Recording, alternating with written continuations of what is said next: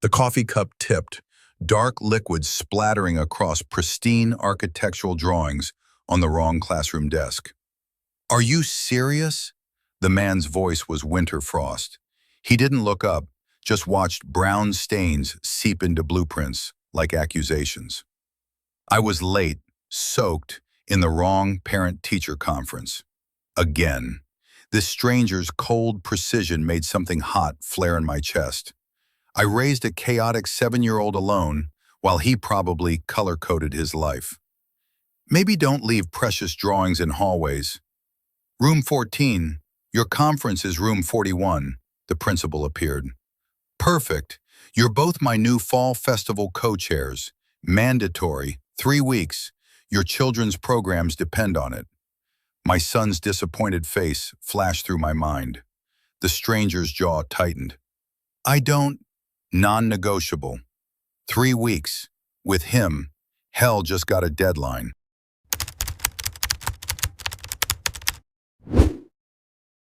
The hallway smelled like wet leaves and floor wax.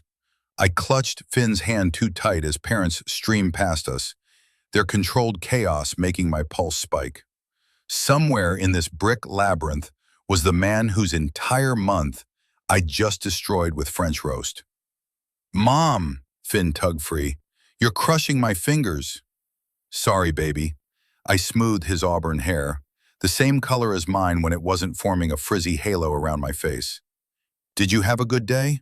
His gray eyes, his father's eyes, the only thing that bastard had contributed, slid away. It was fine. Fine. The 7-year-old's favorite lie. "Finn! There he is!" A small voice bright as copper pennies. A girl materialized from the crowd. Neat braids, pristine uniform, Mary Jane's that had somehow survived an entire school day without scuffs. She pointed at Finn like he'd personally offended her. "He pushed me during art class." "I didn't push you." Finn's face went red. "You grabbed my painting." The girl's chin lifted. "It was on the drying rack. Public property." "Public? It had my name on it." "Maeve." The voice cut through their argument like a blade through butter. Cold, precise, familiar. The stranger from room 14 appeared and my stomach dropped. Up close, he was worse. Tall, with the kind of Scandinavian features that belonged in architecture magazines. Sharp cheekbones, ice blue eyes, jaw that could cut glass. His shirt was still perfect despite the coffee stains. He'd probably ironed a backup in his car. "Apologize to the boy," he said. Maeve's lower lip trembled. "But Daddy—" "You took something that wasn't yours." The girl deflated. "Sorry," she mumbled at Finn's shoes. Finn mumbled something back. The man nodded once, satisfied, then his eyes landed on me. Recognition flickered, then hardened. "I'm Stellan." Not an introduction, a statement of fact. "We should talk about the committee situation." "Elowen," I tried for a smile, failed. "Look, I'm really sorry about the coffee. The drawings were for a client presentation." His tone could have preserved meat. "Due Monday. I can pay for reprints. They were hand-drafted, 12 hours of work." 12 hours, Christ. I destroyed 12 hours of his life before 9 a.m. I'll make it right, somehow." His expression said he doubted I could make anything right, ever. "The principal has our contact information. I assume she'll send the committee details tonight." He placed a hand on Maeve's shoulder, gentle, protective, and steered her toward the exit. The girl glanced back once, her expression unreadable. Finn watched them go. "He's mean." "He's upset, baby. I ruined his work." "You didn't mean to." "No, I never meant to. That was the problem." Outside, Seattle rain had started again, turning the parking lot into a watercolor painting. I didn't have an umbrella. Of course I didn't. Stellan probably had 3 in his trunk, organized by size. My phone buzzed. Email from Redwood Elementary. Fall Festival Committee. First meeting tomorrow 6 p.m. Attendance mandatory. Tomorrow. With him. I looked at Finn, who was already soaked, grinning as he stomped puddles. "We're gonna be okay, right, Mom?" I wanted to promise him. Wanted to say the art program would survive, that I'd survive 3 weeks with a man who looked at me like I was a natural disaster in human form. Instead, I kissed his wet forehead. "We're always okay, buddy." The lie tasted like burnt coffee and rain. The school library after hours felt like a cathedral built from paper and broken dreams. Fluorescent lights hummed overhead, casting everything in institutional green. I'd arrived 10 minutes early, a personal record, and still managed to be the last one there. Stellan sat at the head of a table covered in binders, color-coded binders, of course. "You're late." He didn't check his watch, didn't need to. "It's 5:58. The email said 6. That means arrive by 5:55 to settle in." I slid into a chair, dropped my canvas bag on the table. A charcoal pencil rolled out. He watched it like it might explode. "Shall we begin?" He opened the blue binder. The Fall Festival has 3 components: the morning carnival, the silent auction, and the evening performance. Previous years maintained a budget of— Wait, I held up a hand. "Shouldn't we introduce ourselves? To each other, I mean, properly." His jaw tightened. "We introduced ourselves yesterday." "We exchanged names, that's different." "I don't see how personal details affect festival logistics." The overhead lights buzzed. Outside, rain tapped against dark windows. This man lived in a world of straight lines and right angles, and I was about to spend 3 weeks trying not to smudge his margins.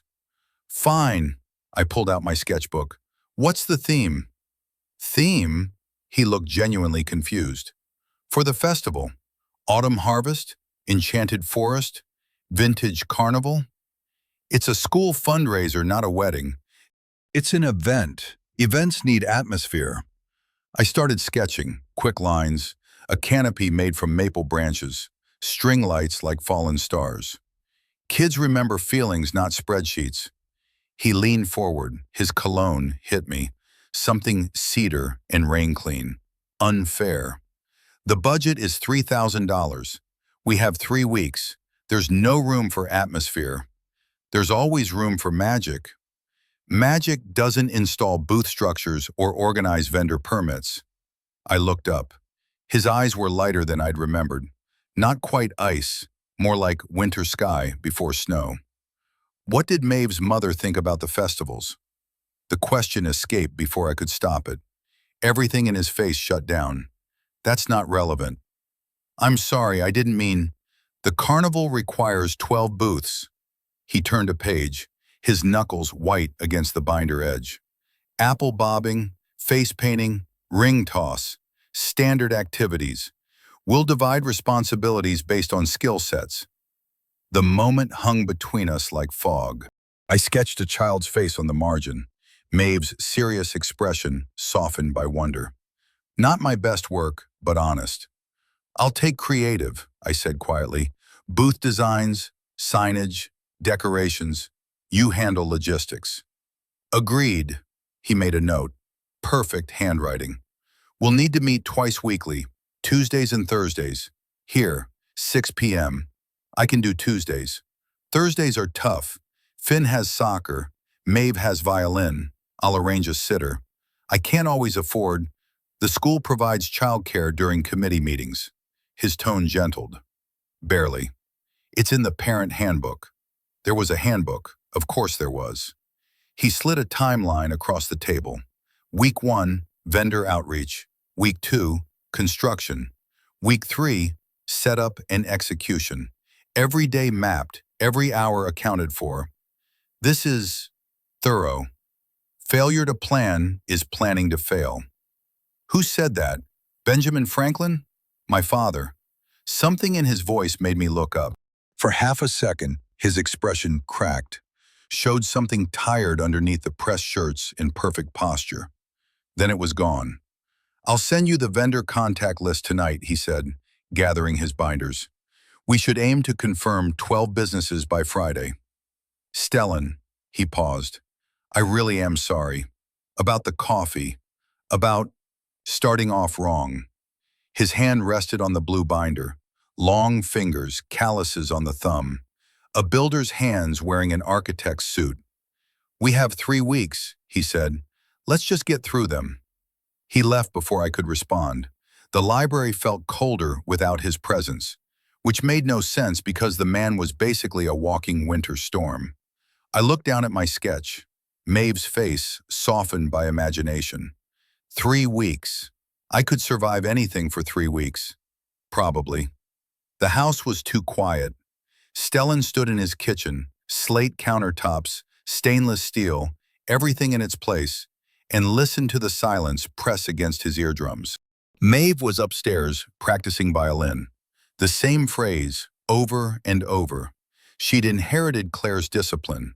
Her mother's ghost lived in every perfect note. He pulled chicken breasts from the refrigerator. Meal prep Sundays. Protein, vegetables, complex carbs. Structure kept chaos at bay. His phone buzzed. A text from his sister, Ingrid. "How was the school thing?" He typed back. "Fine." 3 dots appeared. Disappeared. Appeared again. "That bad?" "Complicated." "Is she pretty?" His thumb hovered. How did Ingrid always know? Irrelevant. "So yes, that's progress, Stell." He set the phone down, started chopping bell peppers with precise, measured cuts. Progress, as if moving forward wasn't betrayal. Claire had been gone 2 years. Lung cancer. Stage 4 by the time they caught it. She'd spent her last months organizing Maeve's life. School enrollments, doctor appointments, a binder labeled, "In case." Control until the very end. He understood. God, he understood. "Daddy?" Maeve stood in the doorway, violin tucked under her arm. She changed into her unicorn pajamas, the ones Claire had bought the week before she died. "Dinner in 20 minutes, princess." "Can I help?" "Homework done?" "Yes." "Practice session complete?" "Yes." He gestured to the cutting board. "Wash your hands." She scrambled to the sink. At 7, she still believed proximity to him was reward enough. He knew that would change. Everything changed. "What do you think about the fall festival?" He kept his voice casual. "It's okay." She focused on drying her hands with excessive care. "There's gonna be booths and stuff." "Are you excited?" Shrug. "Maeve. Art club might get canceled if we don't raise enough money." She picked up a bell pepper slice, examined it. "Mrs. Patterson said." His chest tightened. Claire had loved art, had dreamed of being a gallery owner before cancer rewrote her story. "Art club won't get canceled." "How do you know?" "Because I'll work every night for 3 weeks with a woman who looks at the world like it's canvas waiting to be painted. Because I'll make sure this festival succeeds even if it kills me. Because I'm on the committee," he said. "I'll make sure." Maeve looked up. Those dark eyes, Claire's eyes, saw too much. "Is the messy mom helping too?" Messy mom, accurate and somehow cruel. "Her name is Elowen, and yes, her son pushed me. You took his painting. It was dry. It was his." He slid chopped peppers into a pan. Olive oil hissed. "You need to share space with people, Maeve, even when you don't want to." "You don't." The words hit like a slap. 7 years old and already reading him like blueprints. "That's different." "How?" "How?" "Because I'm an adult. Because I've earned my solitude. Because letting people in means risking the kind of loss that rewrites your DNA. "Wash the carrots," he said instead. "We'll make a salad." They worked in companionable silence. This he could do. Feed his daughter.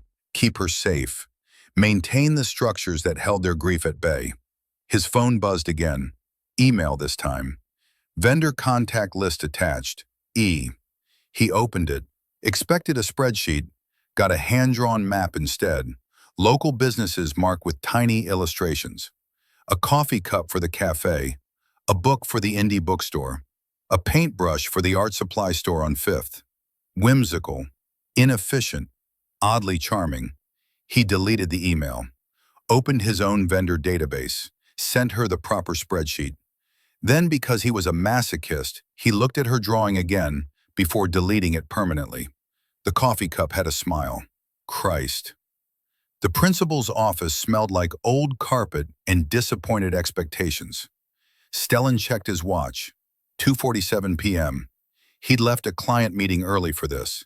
The third time this month he'd abandoned work for school crises. Elowen burst through the door at 2:52, paint splattered and breathless. "I'm so sorry. I was in the middle of a deadline." Miss Chen, Principal Richardson's voice could have frosted windows. "Mr. Nordgren, thank you for coming." The boys sat in chairs too big for them, a careful 3 feet apart. Finn had a bloody nose. Maeve sat beside him, pristine except for one torn braid. "What happened?" Stellan directed the question at his daughter. "Finn started it," Maeve said immediately. "Liar!" Finn lurched forward. Elowen caught him. "Finn, breathe. She called you a bad mom." The room went silent. Stellan looked at his daughter. "Maeve, is that true?" Her chin lifted.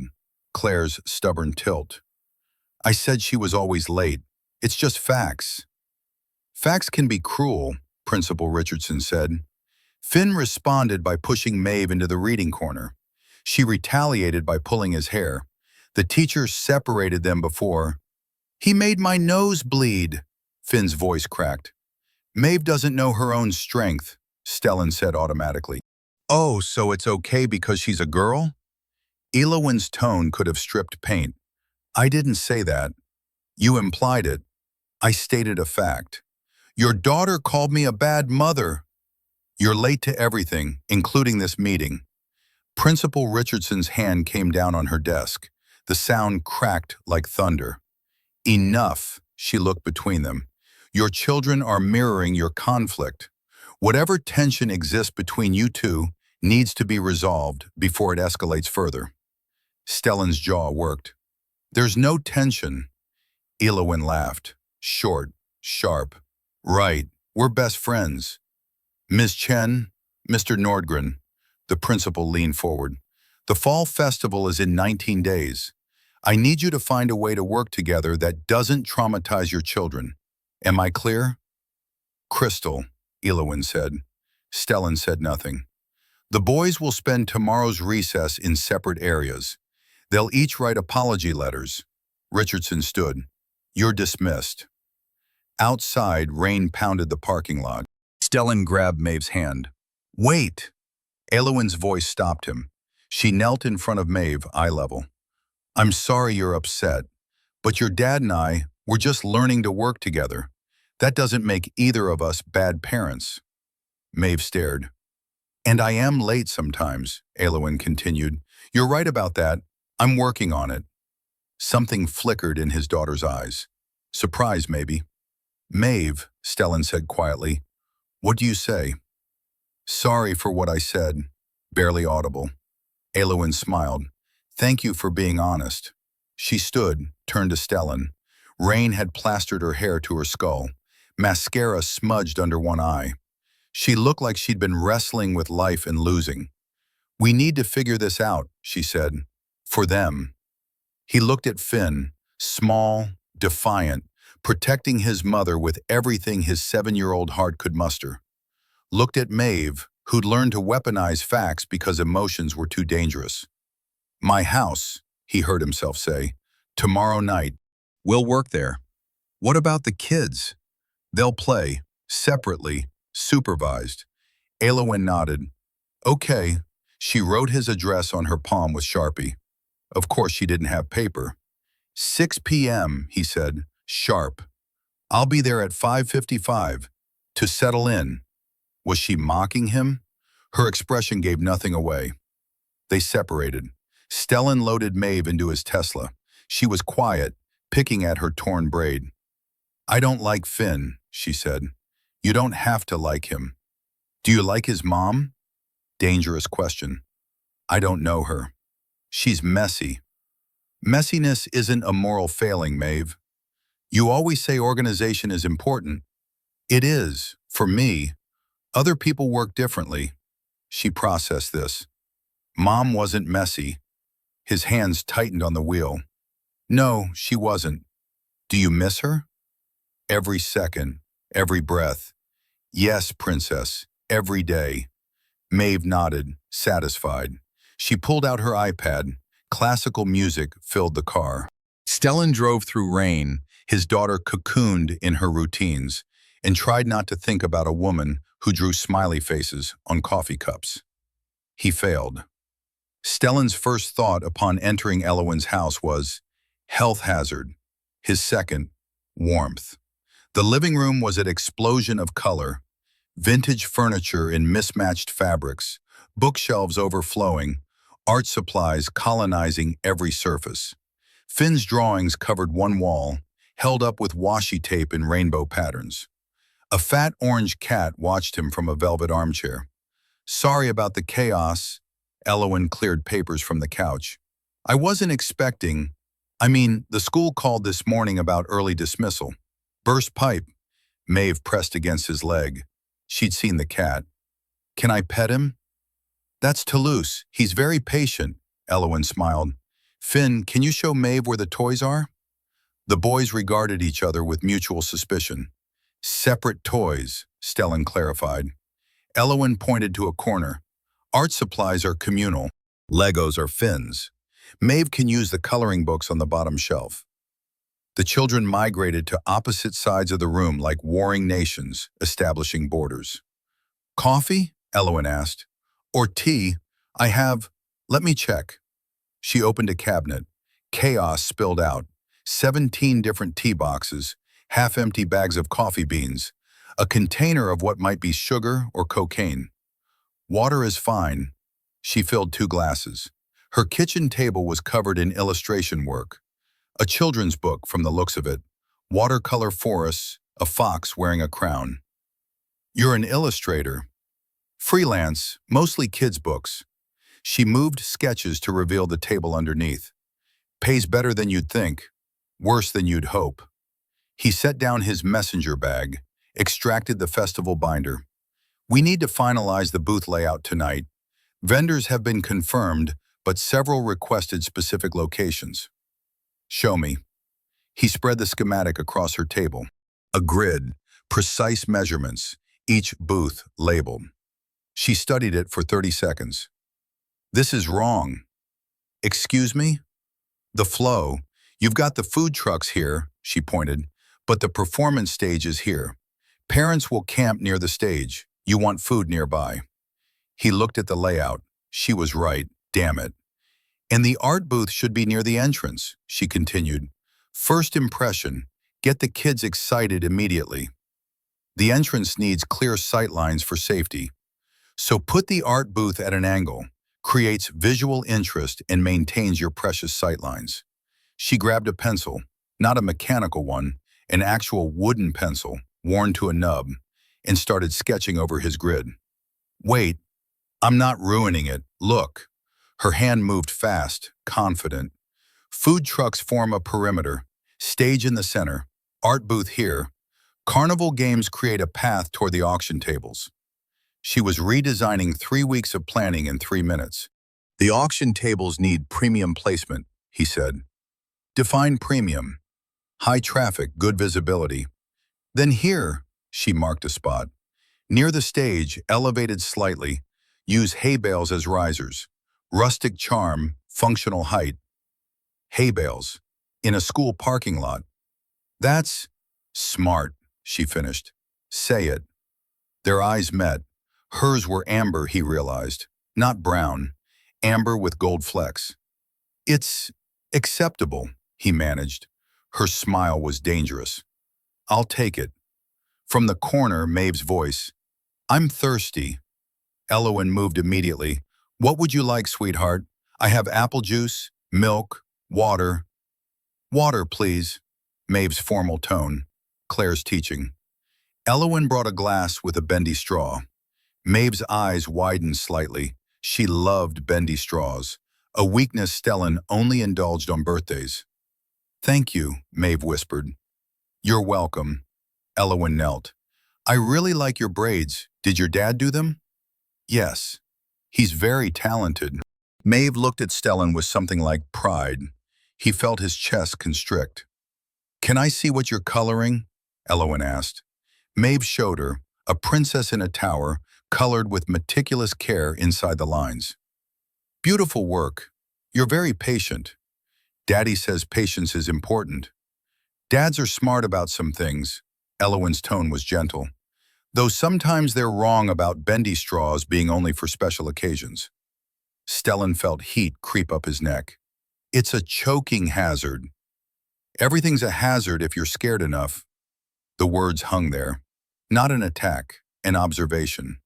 Maeve returned to her coloring. Finn had built a Lego spaceship, ignoring everyone. Stellan looked at the revised layout. We'll need to order hay bales. I know a farm, 20 minutes outside the city. Of course you do. What's that supposed to mean? You have a contact for everything except organization. Organization is overrated. Organization is survival. Organization is control masquerading as competence. He should have been angry. Instead, something like a laugh tried to escape. He killed it. We'll test your layout at the next meeting, he said. If it fails, it won't. How can you be sure? She looked at him, really looked, like she could see through pressed shirts into the scaffolding underneath.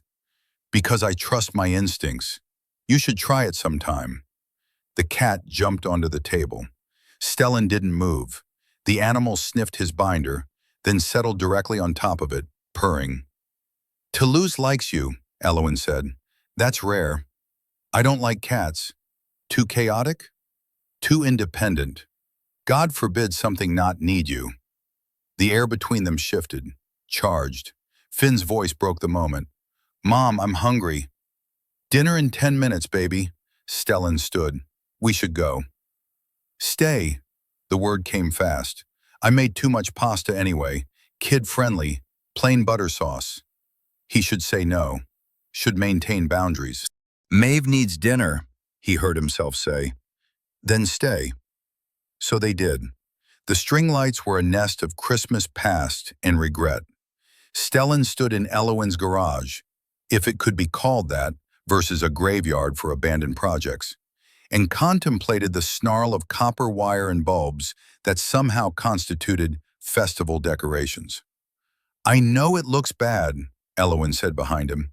It looks like a fire hazard gains sentience. But underneath is more fire hazard. She moved past him, close enough that her sleeve brushed his. Paint fumes and something vanilla. Her hands dove into the tangle without hesitation.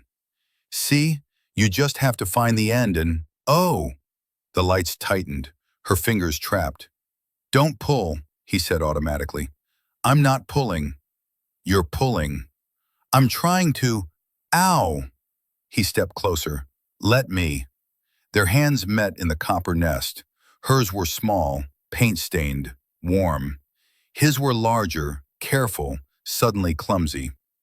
There's a knot here, he said. I can feel it. If I'd stored these properly, we wouldn't be having this extremely romantic moment in my garage. He froze. This isn't, relax, I'm joking. But her voice had gone soft. Can you reach the end? He traced the wire, following its path through chaos. His arm extended over hers, against hers. They were barely breathing. Got it, he murmured. Don't let go. He didn't. They worked in silence, a strange, four-handed dance.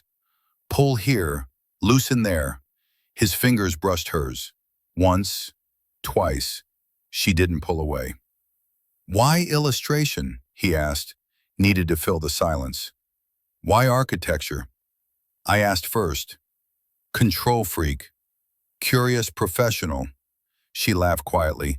I like making things beautiful, especially for kids. They still believe in beauty. And adults don't? Adults believe in function. Beauty's a luxury.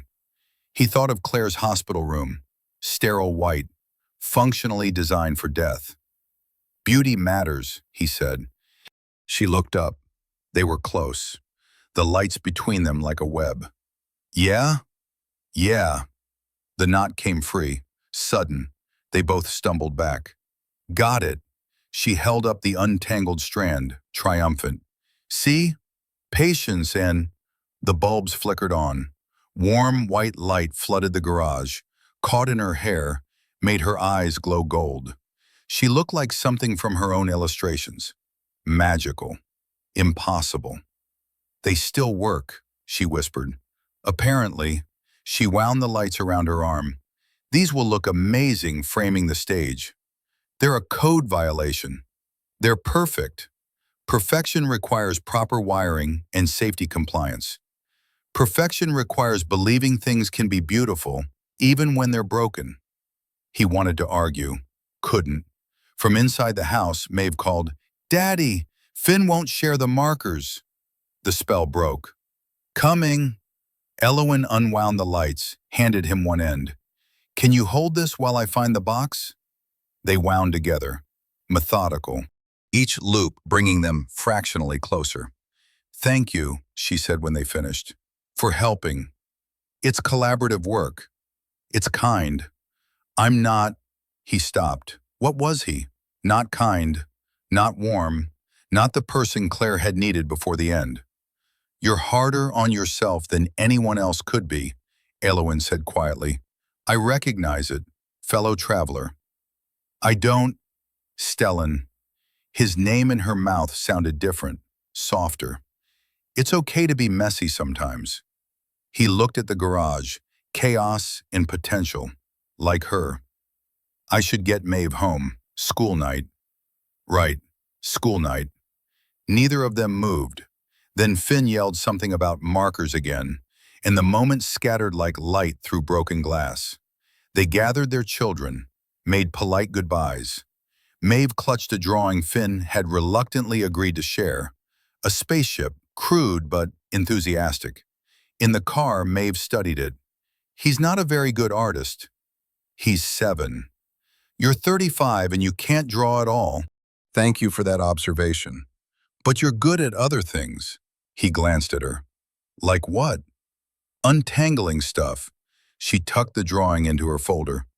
I like Elowen's garage. It smells like adventure. Adventure. When had he last had one of those? She's very kind, Maeve continued, even though she's messy. Yes. Do you like her? Dangerous territory. She's a competent committee member. That's not what I asked. 7 years old, already too smart. It's complicated, princess. Why? Because I'm not supposed to feel anything. Because your mother's only been gone 2 years, and already I'm thinking about another woman's hands in copper wire. Because adults are complicated, he said. Maeve accepted this. Classical music filled the silence. Stellan drove, his hands steady on the wheel, and tried not to think about amber eyes and tangled lights. He failed. Again. The rain hit like divine punishment. Elowen sprinted across the school parking lot, arms full of poster boards that were rapidly dissolving into paper mache. Stellan was somewhere behind her, shouting coordinates she couldn't hear over thunder. The festival set up. Of course it was today, the day Seattle decided to remember it was built on water. The storage shed, his voice cut through chaos. Northeast corner. She pivoted, slipped. A strong hand caught her elbow. Careful. They ran together. Rain soaked through her jacket in seconds. The poster boards, 3 weeks of design work, were dying in her arms. The shed appeared through sheets of water. Stellan reached it first, wrestling with the padlock. His shirt was plastered to his shoulders. She should not be noticing his shoulders during a crisis. Keys stuck. Move. She shouldered past him, applied the specific jiggle she'd learned from years of broken things. The lock opened.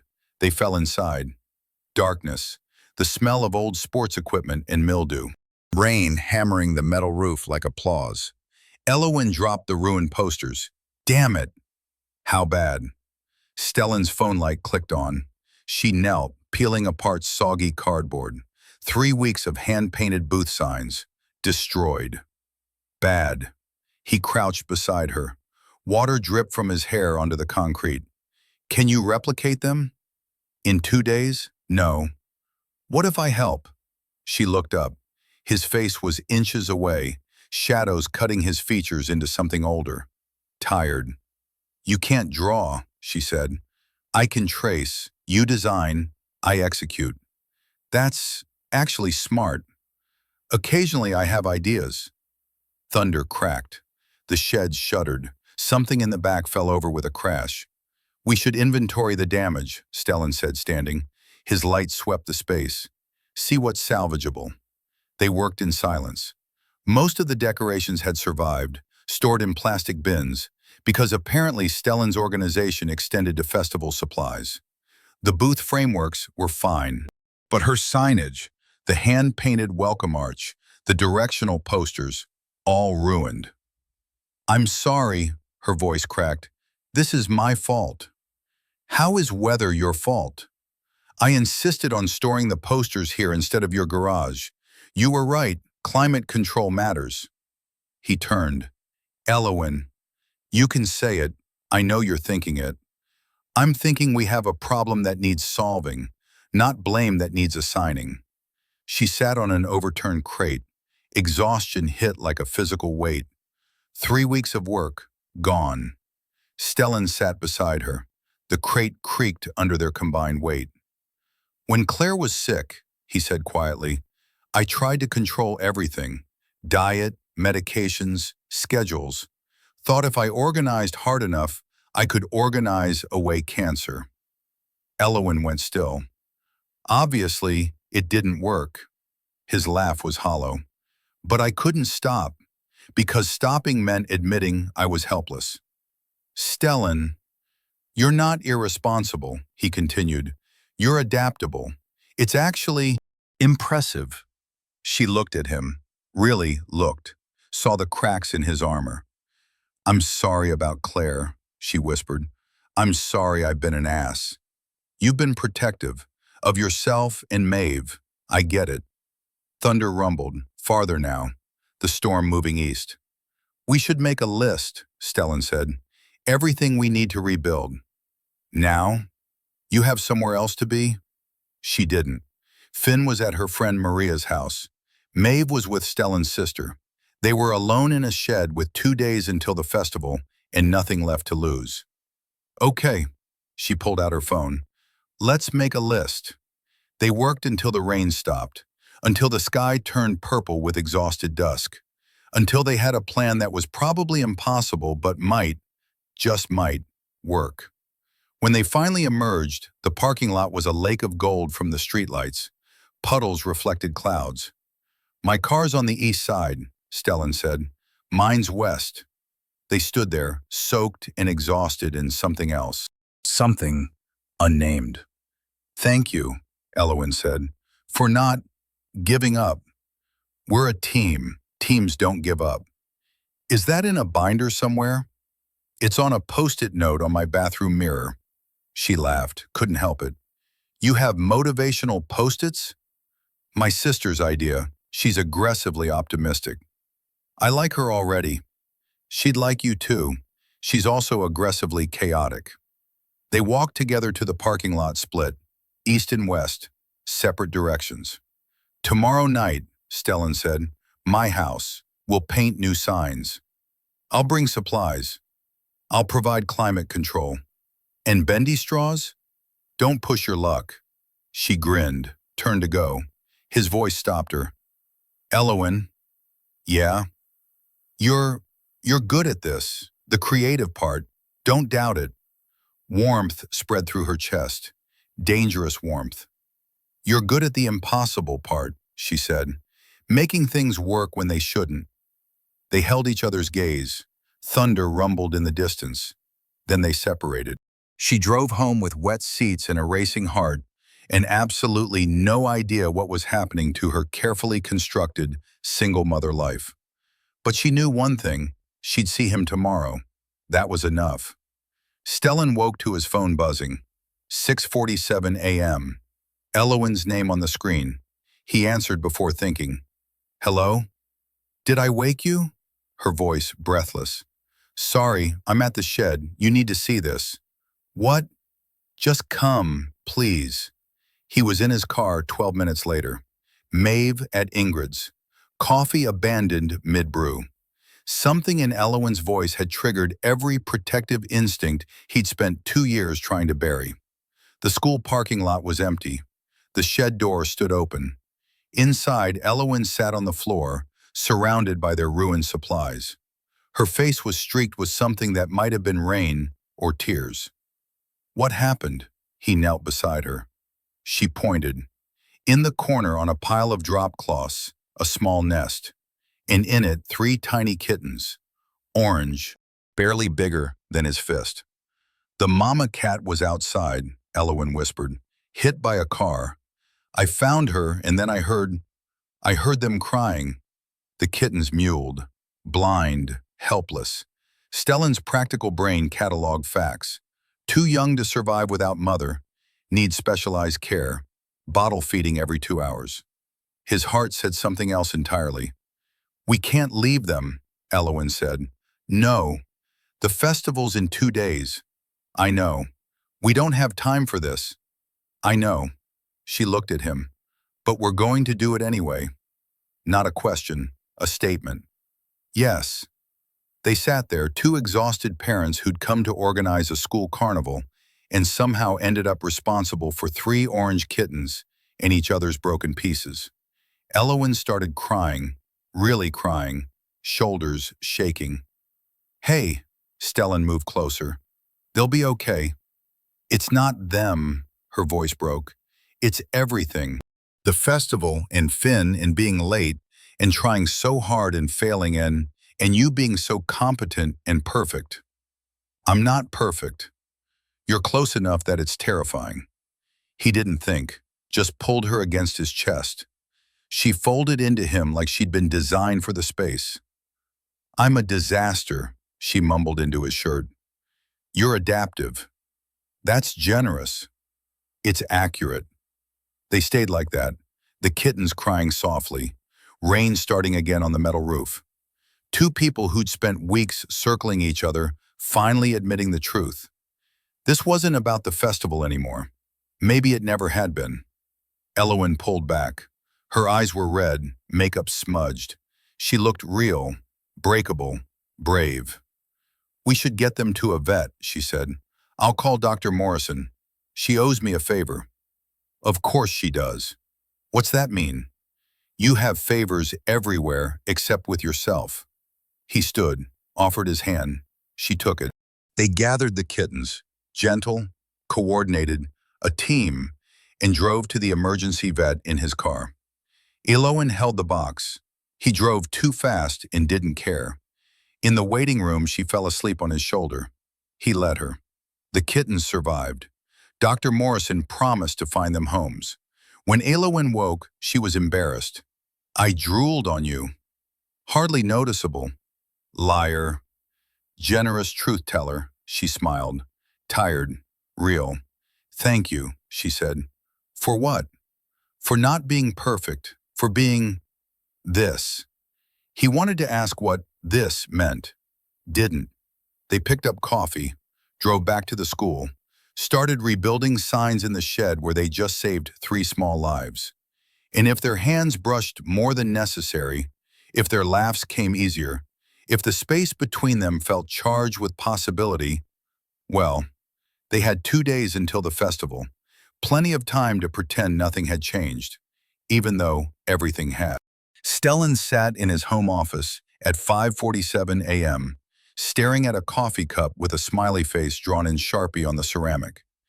Elowen had left it yesterday, forgotten in the chaos of kittens and vet visits and rebuilding festival signs in companionable silence that had felt dangerously close to domestic. He should return it, should text her something professional about committee logistics, should do anything except sit here analyzing a cartoon face like it held the secrets of the universe written in permanent marker. His phone buzzed against the mahogany desk. Her name lit the screen. Forgot my favorite mug. Keep it. You clearly need more joy in that kitchen. He typed carefully. My kitchen maintains adequate joy levels. 3 dots appeared, disappeared, appeared again. Your kitchen looks like an IKEA showroom had a baby with a surgical suite. It's aggressively joyless. Despite himself, his mouth twitched. Efficiency is underrated. So is chaos. Chaos is how people lose things, like coffee mugs with questionable artwork. Chaos is how people find things, like themselves, like other people who need to relax. He stared at that last message. His thumb hovered over the keyboard, words forming and dying untyped. "Daddy!" Maeve's voice echoed from downstairs. "Breakfast time!" He set the phone down face up, picked up the mug. The smiley face grinned at him with aggressive, permanent optimism, like its owner. In the kitchen, Maeve had already set the table with geometric precision.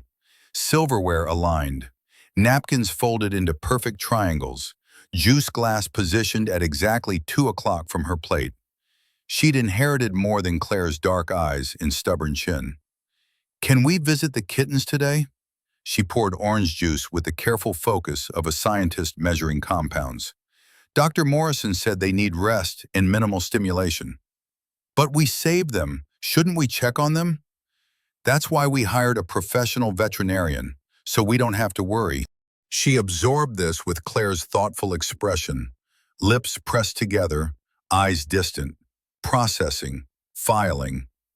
Elowen saved them first. Elowen found them. We helped together. "Do you like working with her?"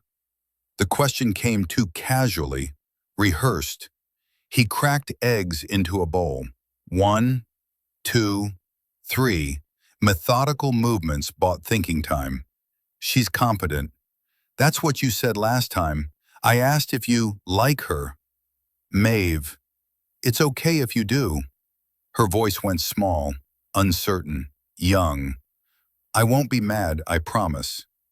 His hands stilled mid-whisk. He turned fully, crouched to her eye level. "Princess, look at me." She did. Those dark eyes swimming with questions and fear and hope tangled together. "Nothing and no one will ever replace your mother. Do you understand? Ever.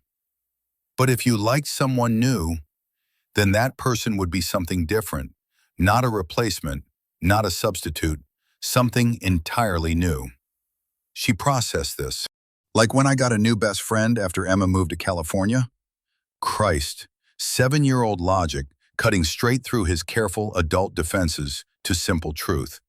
"Yes, exactly like that." She nodded, satisfied for now. "I think Elowen's nice, even though her house is messy and Toulouse sheds everywhere." High praise from you. "Finn's still annoying, though."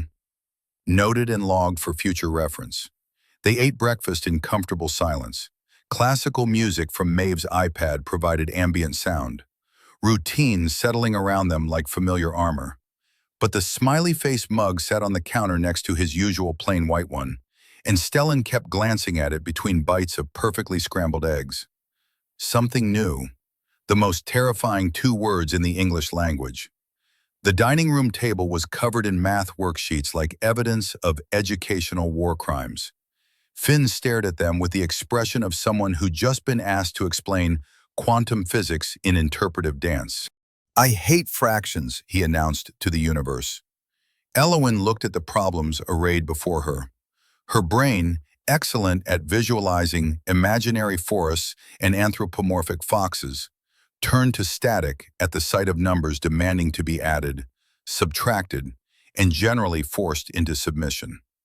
"Okay, so, 1/2 plus 1/4. She squinted. The numbers didn't cooperate. "You don't know either." Not a question. An accusation delivered with 7-year-old bluntness. "I know plenty of things. Math just happens to not be one of my superpowers." "Great. So I'll fail 3rd grade and have to repeat it, and everyone will call me stupid." "You're in 2nd grade. I'm planning ahead for my inevitable academic failure." The doorbell rang. Saved by the bell, literally. Thank God. Stellan stood on her porch, holding a whiteboard like a shield, and wearing an expression that suggested he'd come to solve problems through sheer force of organization. I brought teaching supplies, he said without preamble. Maeve mentioned during breakfast that Finn was struggling with fractions. I thought I could help. You came here to tutor my son in mathematics? I came here to ensure the festival co-chair's child doesn't develop math anxiety that could impact his academic trajectory. We're a team. Team members support each other's children's educational development. That's literally the weirdest excuse I've ever heard. It's logical and community-minded. She stepped aside, let him in. Toulouse immediately claimed his lap with the confidence of a cat who knew he'd found the one person in the room who least wanted feline attention. Finn, Mr. Nordgren is here to help with homework. Finn eyed him with deep suspicion. You're good at math? I'm an architect. Math is approximately 70% of my job. That's sad. Stellan's mouth twitched, almost a smile. Occasionally it feels that way, yes. He set up the whiteboard with practiced efficiency, started drawing, not numbers first, pictures. A pizza cut into perfect slices. Each fraction represented visually, concretely, deliciously. If you eat one slice out of 4 equal slices, he said, what fraction of the pizza did you eat? Finn leaned forward. Interest sparked. 1/4. Correct. And if your friend eats 2 slices? 2/4. Victory. Which simplifies to? Finn's face scrunched with concentration. Stellan drew another circle, divided it differently. 2 out of 4 is the same as 1 out of 2, see? They occupy the same space. Oh, light dawn like sunrise. They're the same thing, just written different. Exactly. Numbers are just different ways of describing the same reality.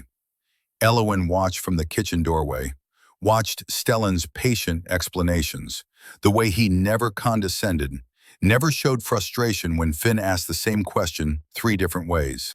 How he made space for Finn's weird questions about whether pizza fractions work the same in space with different gravity. You're good at this, she said quietly when Finn paused to work a problem. He glanced up. Children need visual representation. Abstract numbers are meaningless without concrete context. That's surprisingly artistic thinking for someone who claims to live by pure logic. Mathematics is art, just with rules and proofs. Art doesn't have rules. All good art has structure. You just hide yours better. Make it look effortless. Their eyes held. Something passed between them. Recognition. Finn's voice broke the moment. I got it. 3/8 plus 2/8 is 5/8. Excellent work. Stellan made a note on the worksheet. Perfect checkmark. An hour evaporated. The worksheet transformed from enemy to conquered territory. Finn was beaming with the special pride of understanding something that had seemed impossible an hour ago. Can Mr. Nordgren come back? Finn asked, already knowing he was pushing boundaries. That's up to him, Elowen said carefully. Stellan packed his whiteboard with the same precision he probably used for architectural plans. Thursday? Same time? If that works with your schedule. You don't have to. I want to.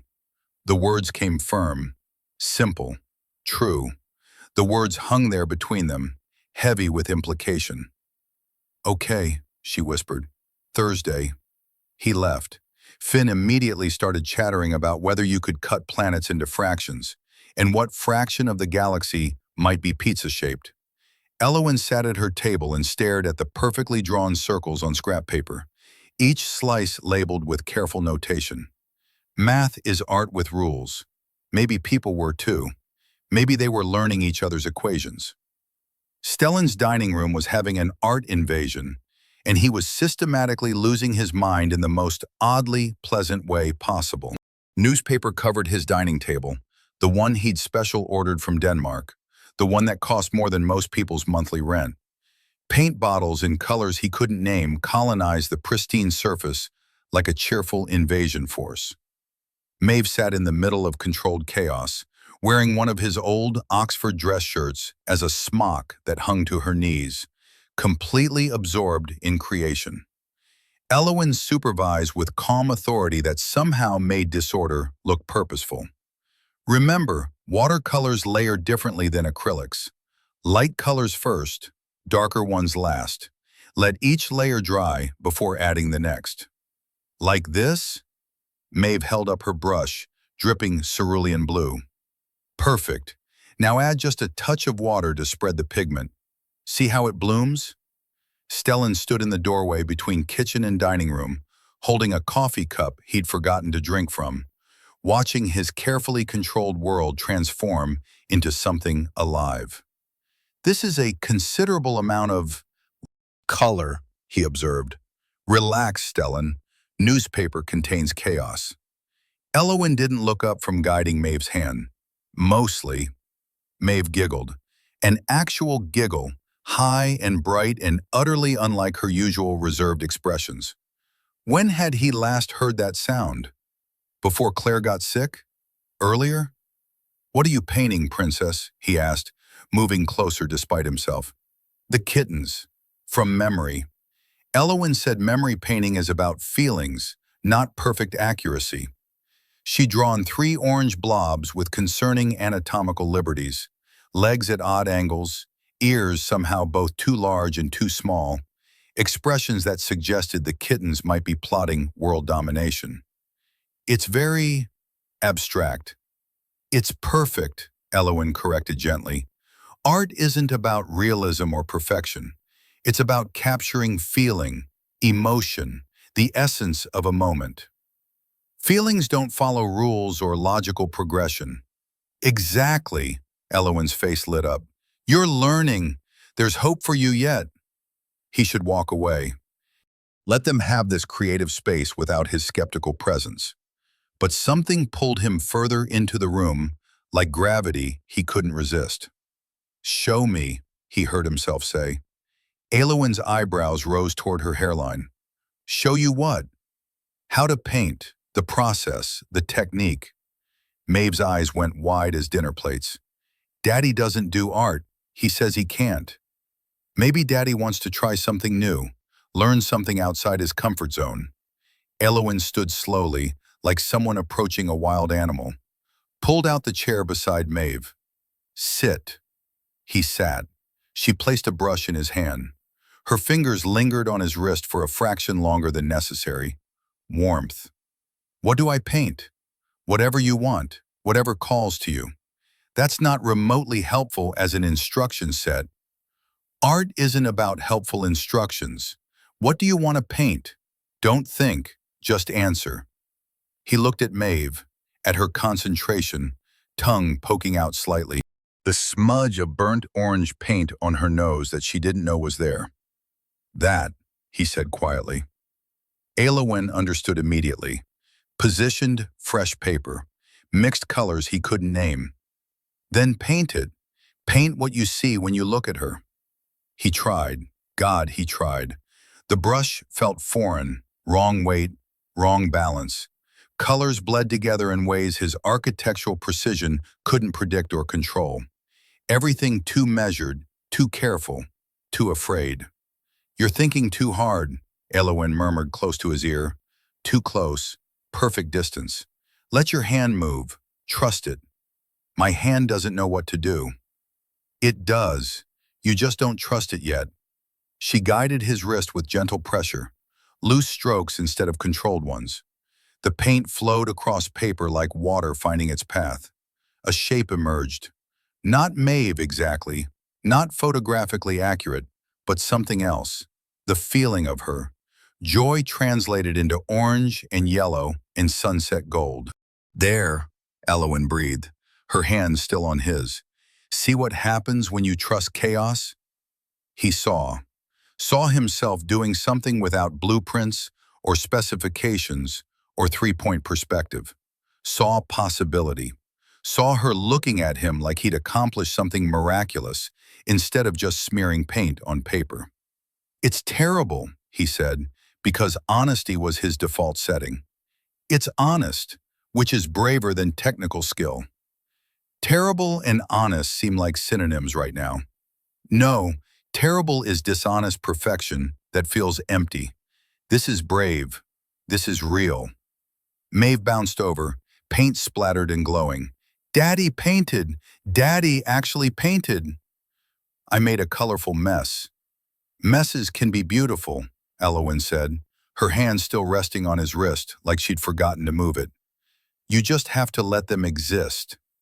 He looked at the painting, at his daughter's undisguised delight, at the woman who'd somehow invaded his color-coded life with paint and chaos and made it feel suspiciously like coming home to a place he'd never been. One painting, he said firmly, that's my absolute limit. For now, Elowen agreed, smiling like she knew better. She was probably right. He was in so much trouble. The best kind. Wine and truth had a dangerous relationship. The festival workshop had run late again. This was becoming their pattern, Stellan realized. Work until the kids fell asleep at Ingrid's house, then linger in his kitchen like they had nowhere else they'd rather be. Pizza boxes littered his kitchen island, a sight that would have horrified him a month ago. Now he just cleared space around them and poured wine into glasses that weren't quite appropriate for the mid-range Cabernet, but were clean and nearby. I can't believe we actually finished all the booth frameworks, Elowen said, accepting her glass with paint still visible under her fingernails. We're ahead of schedule, significantly ahead. That's so sexy when you say it. She was teasing. Probably. Maybe. He nearly choked on wine. Excuse me? Planning, organization, competence. It's like watching someone speak ancient Greek fluently, simultaneously boring and incredibly hot. You're drunk. I've had exactly half a glass. You're a lightweight with poor alcohol tolerance. I'm honest when I'm relaxed. There's a substantial difference. They'd sent both kids to his sister's for another sleepover. Ingrid had stopped asking questions, just smiled knowingly and said, "Have fun, you two." The house felt too quiet without Maeve's presence, too full of possibility. Stellan leaned against the counter, wine glass dangling from his fingers. Why children's books specifically? Why not fine art or graphic novels or any number of other illustration fields? That's remarkably random. You said you like making things beautiful for children, but why that specific demographic? She swirled her wine, watching light refract through burgundy liquid. When I was pregnant with Finn, his father left. Just gone. Said he wasn't ready for the chaos of parenthood. Stellan's hand tightened around his glass hard enough that he worried briefly about structural integrity. I was terrified, she continued, voice steady but quiet. Alone, broke, growing a human inside me that I'd have to protect forever. I bought this ratty children's book at a thrift store, Where the Wild Things Are. Cost me 50 cents. I remembered how safe I felt reading it as a kid, even when Max was angry or the monsters were scary. So you wanted to create that feeling for other people. I wanted to create it for Finn, for myself, for anyone who needed proof that chaos and wildness can be wonderful instead of terrifying. She looked up, eyes bright with unshed emotion. Your turn. Why landscape architecture instead of pure architecture or fine art? Control. The answer came automatic. Deeper, real answer. That is the real answer. Stellan. He sighed, set down his glass before he broke it. My father was a cardiac surgeon. Precise, demanding, emotionally unavailable in that Scandinavian way that passes for normal parenting. I wanted to make beautiful things, create art, but he said art was for people who couldn't do real work. That's complete bullshit. That's traditional Scandinavian parenting philosophy. Same thing. He smiled despite himself. Architecture was the compromise I made with myself. Engineering with aesthetics. Function with beauty. Satisfied him. Satisfied me. Mostly. Do you still paint? Draw for pleasure? No. Why not? Besides your father's outdated opinions? Because I'm not good at it. I lack natural talent. You were good today. With Maeve. Maeve was being kind to her father. I wasn't being kind, I was being honest. She moved closer. When had she gotten so close? You're so terrified of being imperfect that you've forgotten how to try new things. Imperfection has consequences. Bridges collapse, buildings fail, people get hurt. So does never risking anything. So does being so afraid of failure that you forget how to live. The air between them shifted, charged like atmosphere before lightning. Elowen, I know we're complicated. Co-chairs and single parents and you're still grieving, and I have trust issues approximately the size of the greater Seattle metropolitan area. And this is probably a terrible idea and he kissed her, just leaned in and kissed her. Soft, tentative, tasting of wine and possibility and 3 weeks of wanting.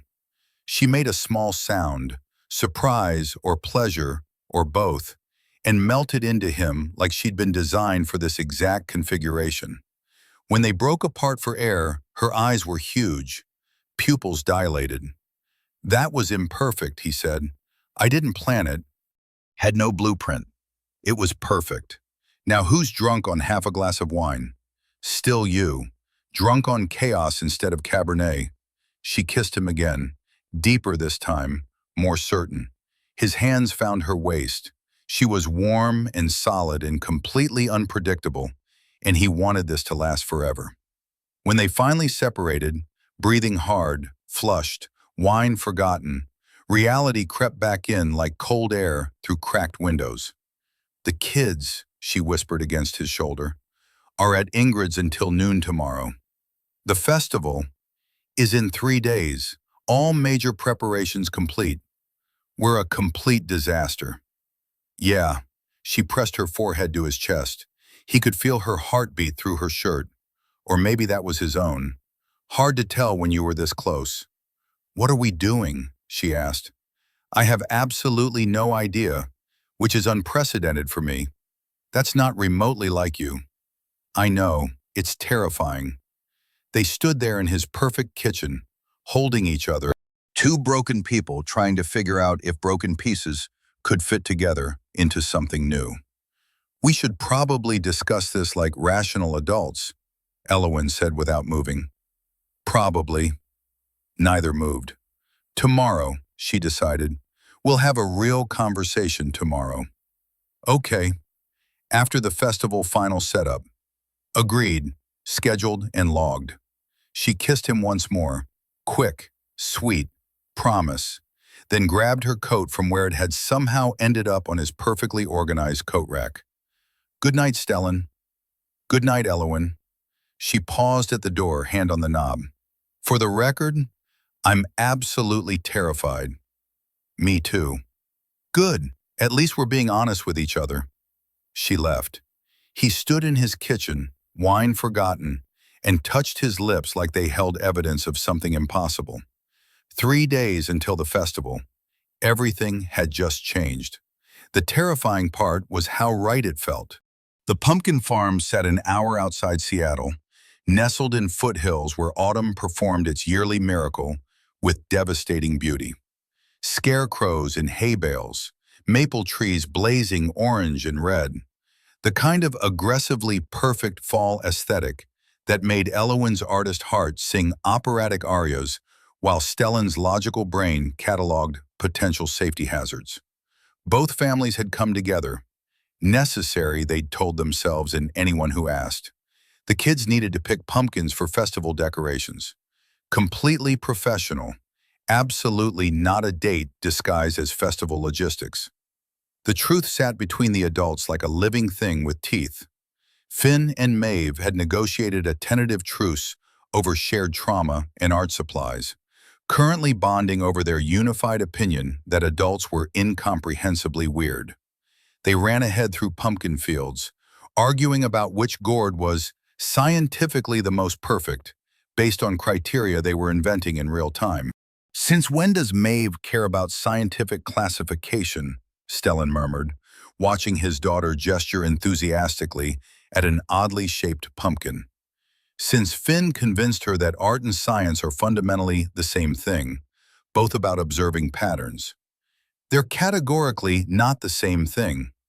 They're both about seeing what others miss. Elowen nudged his shoulder with hers. Casual. Electric. See, your son is a genius. He's your son. Our sons, grammatically speaking, plural possessive. The word our hung there between them. Dangerous. Tempting. Full of implications neither was quite ready to examine in direct light.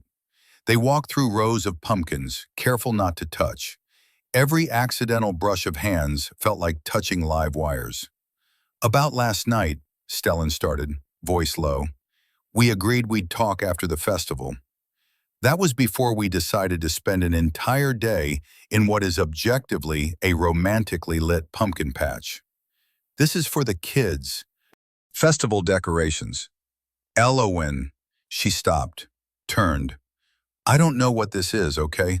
You kissed me and my entire brain short-circuited, and now we're here and it feels like... Like what? Like we're a family. She gestured at the kids ahead, at the absurd Norman Rockwell perfection of this moment.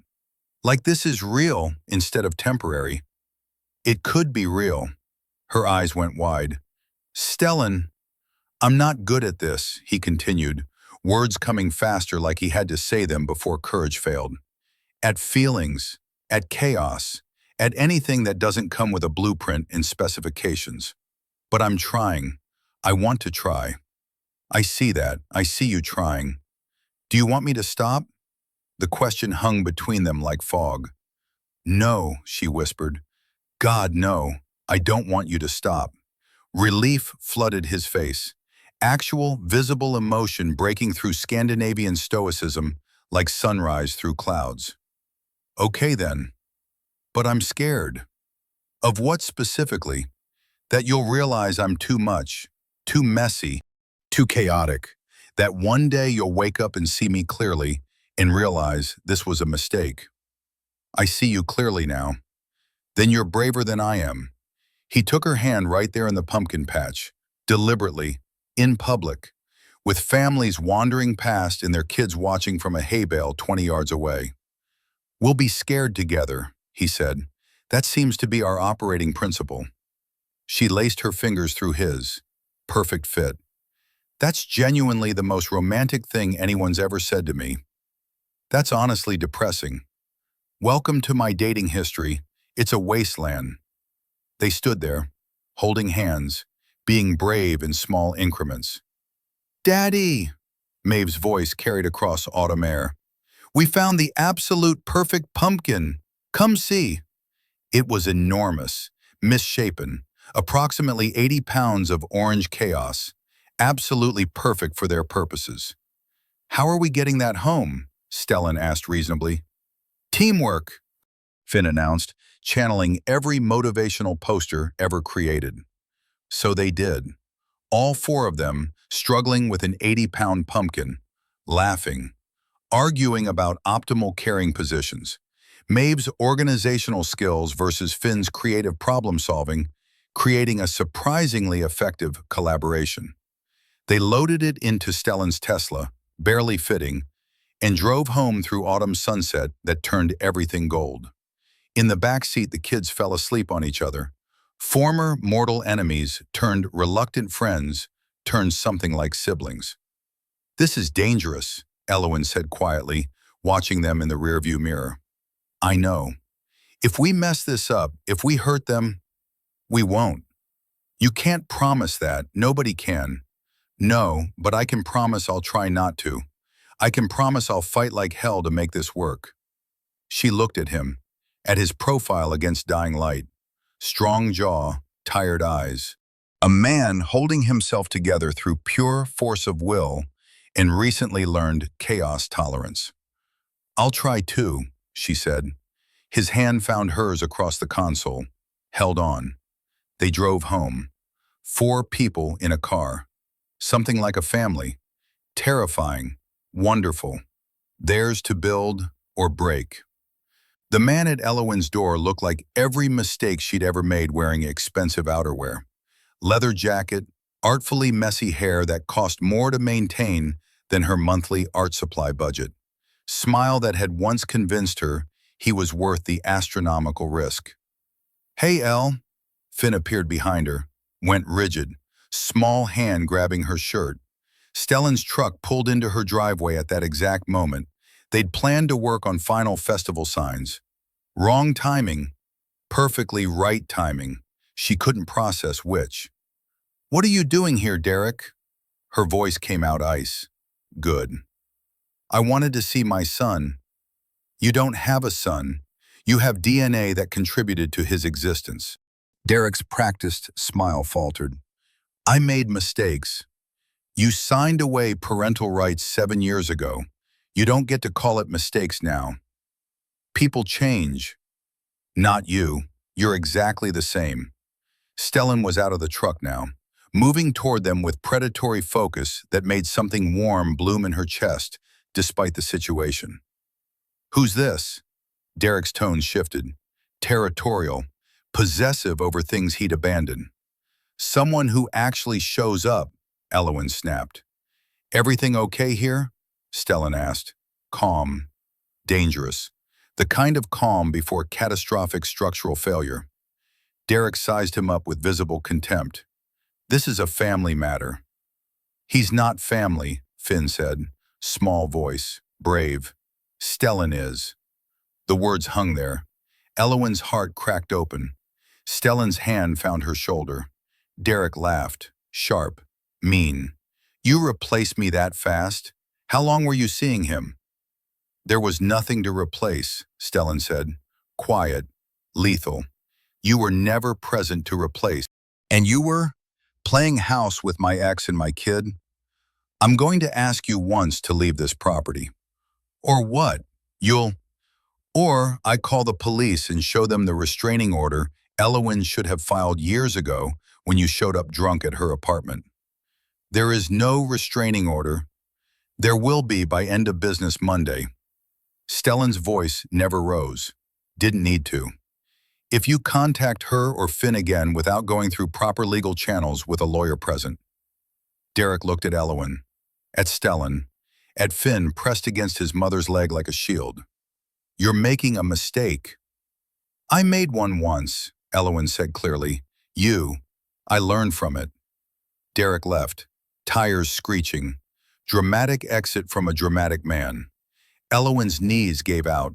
Stellan caught her before she hit the porch. "I've got you. Breathe." "He can't. He doesn't have legal—" "I know. Just breathe."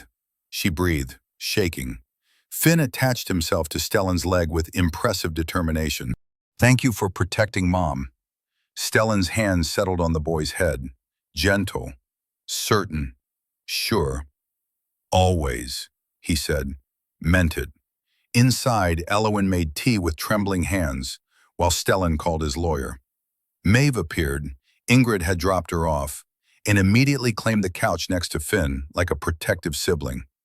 "Your dad's really scary when he's angry," Finn whispered with something like awe. "Only at bad people who deserve it. That guy was super bad. The worst. Worse than homework." The kids bonded over shared trauma. Elowen would worry about the psychological implications later. An hour passed. Stellan's lawyer assured them Derek had no legal standing. She'd send a cease and desist letter Monday. He'd disappear like smoke. Stellan found Elowen on the back porch as rain started. Of course, Seattle never missed a cue. "My lawyer says you have options if he contacts you again," he said. "I don't want to drag Finn through court." "You won't have to. Derek has zero legal standing. She'll send one letter, he'll go away." "How do you know?" "Because he's a coward.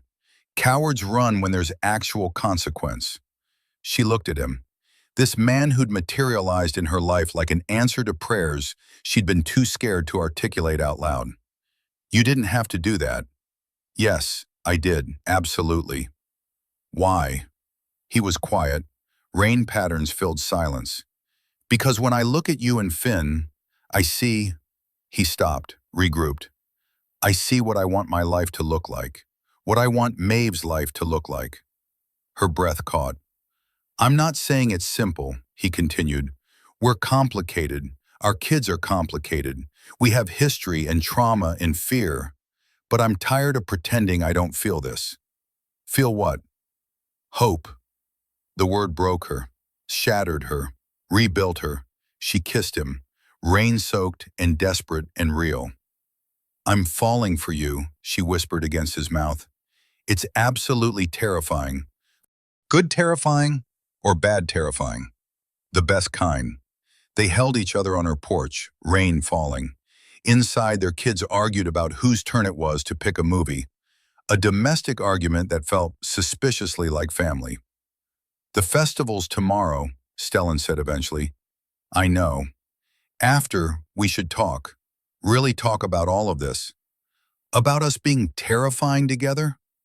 About everything. Logistics, feelings, future. She nodded against his shoulder. Okay. Okay. They went inside, 4 people, almost a family. One more day until everything changed again. Midnight found Stellan in his darkened bedroom, Claire's photo on the nightstand exactly where it had been for 2 years. She smiled at him, frozen at 33. Perfect. Gone. Never aging while he grew older and more tired, and now somehow falling for someone new. His phone buzzed against silence. Elowen. Can't sleep. Festival nerves. You? He stared at the message, at Claire's photo. Awake. Not festival nerves. Want to talk about it? Did he? Could he explain to her that he felt like he was betraying a ghost? That happiness felt like infidelity? He looked at Claire's photo, at the woman who'd been his whole world, who'd made him promise, in her last coherent moment before morphine took her completely, to not be alone forever, Stell. Promise me you won't die alone. He'd promised, then spent 2 years building walls higher than any structure he'd ever designed. His phone. Stellan? Did I lose you? He typed. I feel like I'm betraying her. Long pause. Dots appearing and disappearing. Then, call me, please. He did. You're not betraying her, Elowen said immediately. No preamble, direct. I'm falling for someone else. Feels like betrayal. That's not betrayal. That's survival. That's being human. It feels identical from inside my head. Silence. Then, when Finn's father left, I thought I'd never trust anyone again. Thought I was fundamentally broken forever. You're not broken. Neither are you. You're healing. There's a difference. What if I'm not ready to heal? What if you are, and you're just terrified of what that means? He closed his eyes, held the phone tighter. I don't know how to do this, any of this. Nobody does. We just try. We mess up. We try again. What if I fail completely? What if you don't? He picked up Claire's photo with his free hand, studied her face in darkness. She told me to be happy, he whispered. Literally the last coherent thing she said. Be happy, Stell. Promise me. Then honor that. Honor her by living.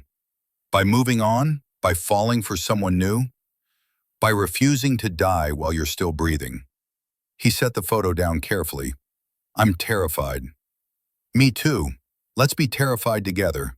That's our thing now. That's becoming our motto for everything. Could be worse mottos. He smiled despite everything. The festival's in 8 hours. We should sleep. Probably. Neither hung up. Elowen? Yeah? Thank you for being patient. With me. With all my damage. Stellan, you showed up for my son when his biological father appeared. You've taught him fractions. You've made my daughter laugh for the first time in months. Patient is the absolute least I can be. Your daughter? Pause. Slip of the tongue. Was it? Longer pause. No, probably not. His chest expanded like someone had finally let him breathe properly.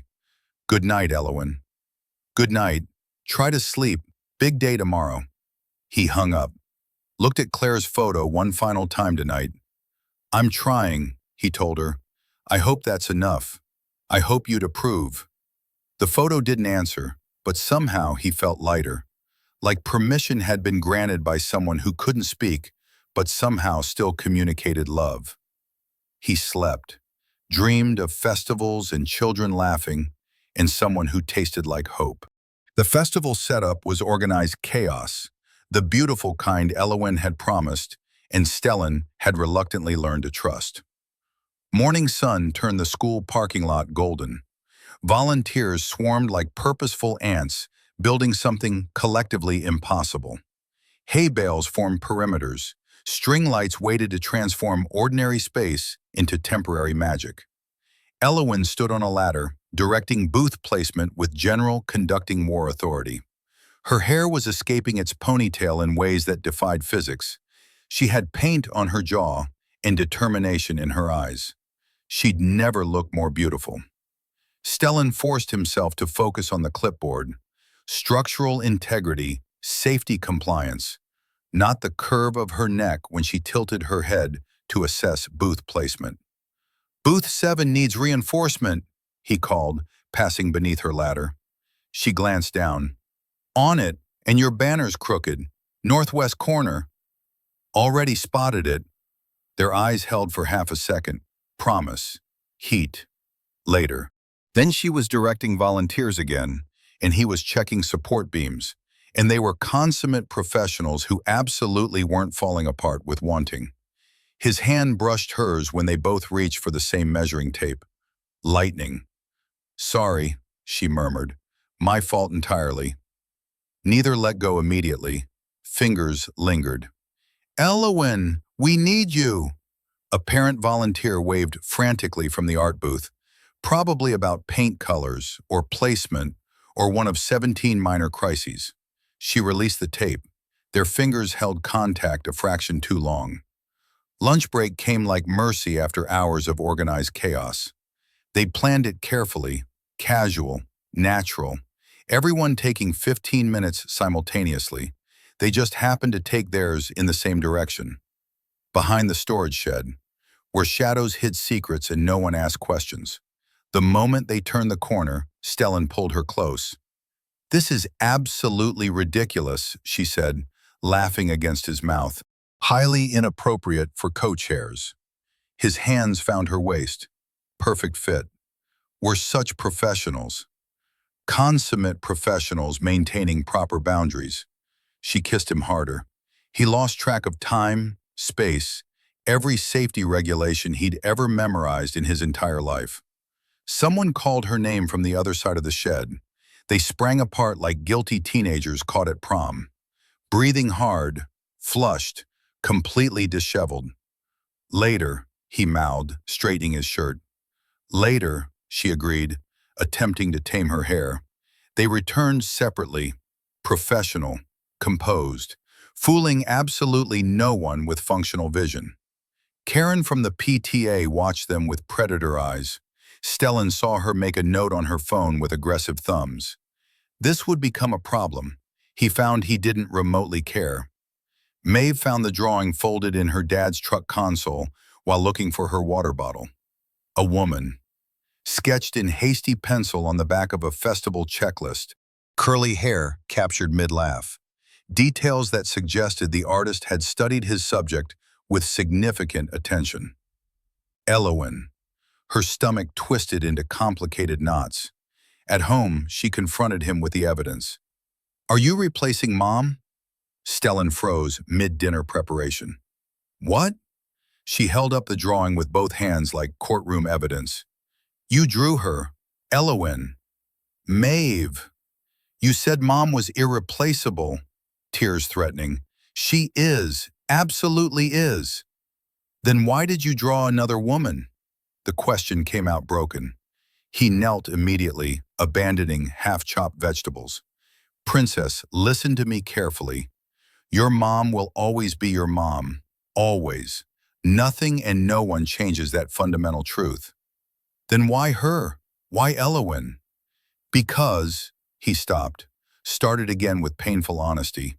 "Because maybe I can care about your mom's memory and also care about someone new simultaneously." "Can't what?" Love someone else? The L word hung there between them like a living thing. Maybe, he said quietly. Would that be okay, eventually? I don't know. She ran upstairs, slammed her door with 7-year-old emphasis. Stellan sat on the kitchen floor, head in hands. Parenting was impossible. His phone. Elowen, how did it go? She knows. Found a sketch. And? She's upset, understandably. Want me to talk to her? I don't know what helps right now. I'm coming over. Elowen, already in the car. See you in 15. The emergency PTA meeting happened fast. Karen had called it with the efficiency of someone who'd been planning this ambush for days. Are you two dating? Karen from the PTA asked without preamble. Accusation sharpened to a fine point. Elowen froze mid-sip of terrible coffee. That's deeply personal.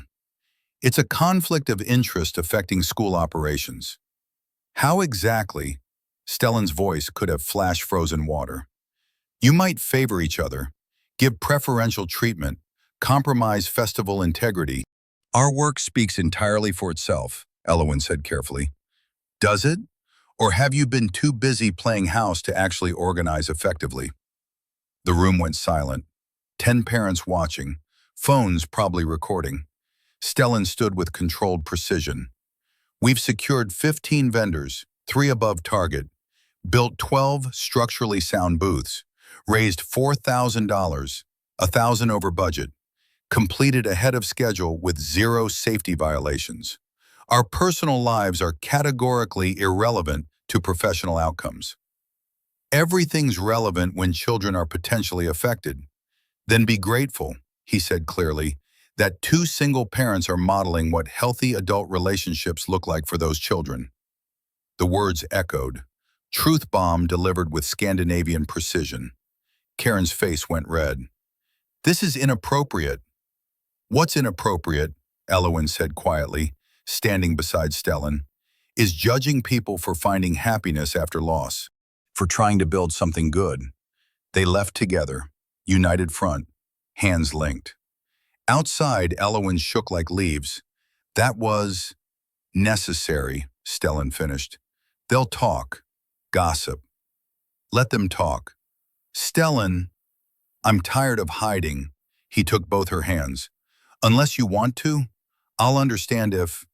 She kissed him, right there in the parking lot. Public declaration. No more hiding, she said. Screw the PTA and their judgment. Stellan told Maeve a comforting lie to stop her tears. Elowen and I are friends, just friends, committee members, that's all. The words tasted like betrayal even as they left his mouth. Elowen stood in the hallway, heard every word through the cracked bedroom door. Her face went carefully blank. Later, when Maeve finally slept, Elowen confronted him quietly. Just friends? Maeve was upset. So you lied? To her? To me? About us? I was protecting her emotional state. By denying I exist as anything meaningful? By making me temporary and dismissible? That's not what I meant. It's exactly what you did. She grabbed her coat from his perfectly organized coat rack. Elowen, wait. I need space to think. The festival's tomorrow morning. I'll be there, professionally, as a committee member. Just friends, right? She left before he could respond. Stellan stood in his perfect house and felt it crumble around him like architectural failure. Festival night arrived with cruel perfection. Everything worked. Every booth gleamed. Music played. Families laughed. Children ran through carefully organized chaos with pure joy. Elowen and Stellan worked in professional silence. Distant, polite, broken. The kids noticed immediately. Why won't you talk to Mom? Finn asked Stellan directly. We had a disagreement. So fix it. Adults are supposed to fix things. It's complicated. Adults always say that when they're too scared to try. Truth from a 7-year-old. Again, the festival glowed around them, their beautiful creation, their shared triumph. Elowen stood alone near the performance stage, watching families they brought together. Stellan found her as the sun set. "I'm sorry," he said. "For what? Lying? Or getting caught?" "For being a coward." She turned, eyes wet. "I told Maeve the complete truth tonight," he continued, "that I care about you, that I'm falling in love with you, that I'm terrified and stupid and new at this." "What did she say?" "That Mom would want me happy, that she wants me happy." Elowen's breath caught. "She's right," he said. "Claire would want me happy, and you make me happier than I've been in years." "Stellan, I know I messed up catastrophically. I know I hurt you by prioritizing fear over honesty, but I'm asking for another chance, to try again, to do better. The kids, we'll figure it out, together, as a family, if we let them." There it was again, that word, family. "We're a complete disaster," she whispered. "The best kind of disaster." She kissed him, soft, forgiving, hopeful. "Don't lie to me again, ever. Never, I promise. Don't lie to yourself either. I'll try my absolute best. That's all I ask. Honest trying." The festival glowed around them, their chaos made beautiful. 3 weeks ago, strangers. Now they were something new, terrifying, perfect, theirs to build together, one brave choice at a time. The festival night should have been perfect. String lights glowed like captured stars against October darkness. The stage gleamed white under professional floods. Hay bales formed perfect perimeters. Families laughed in clusters. Children shrieked with pure joy. Everything Elowen and Stellan had built together over 3 desperate weeks hummed with life and success. Except Elowen wasn't there. Stellan stood near the entrance booth, checking his phone for what felt like the 100th time, but was probably only the 17th. Her last text, sent 2 hours ago. "Running late. Technical difficulties. Start without me.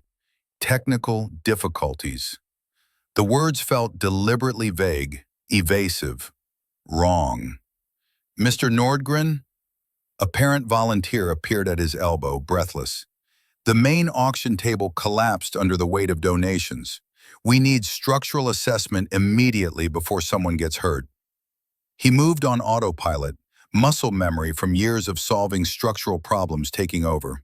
Fix the table with hay bales and climbing rope, Elowen's improvised solution from their planning sessions.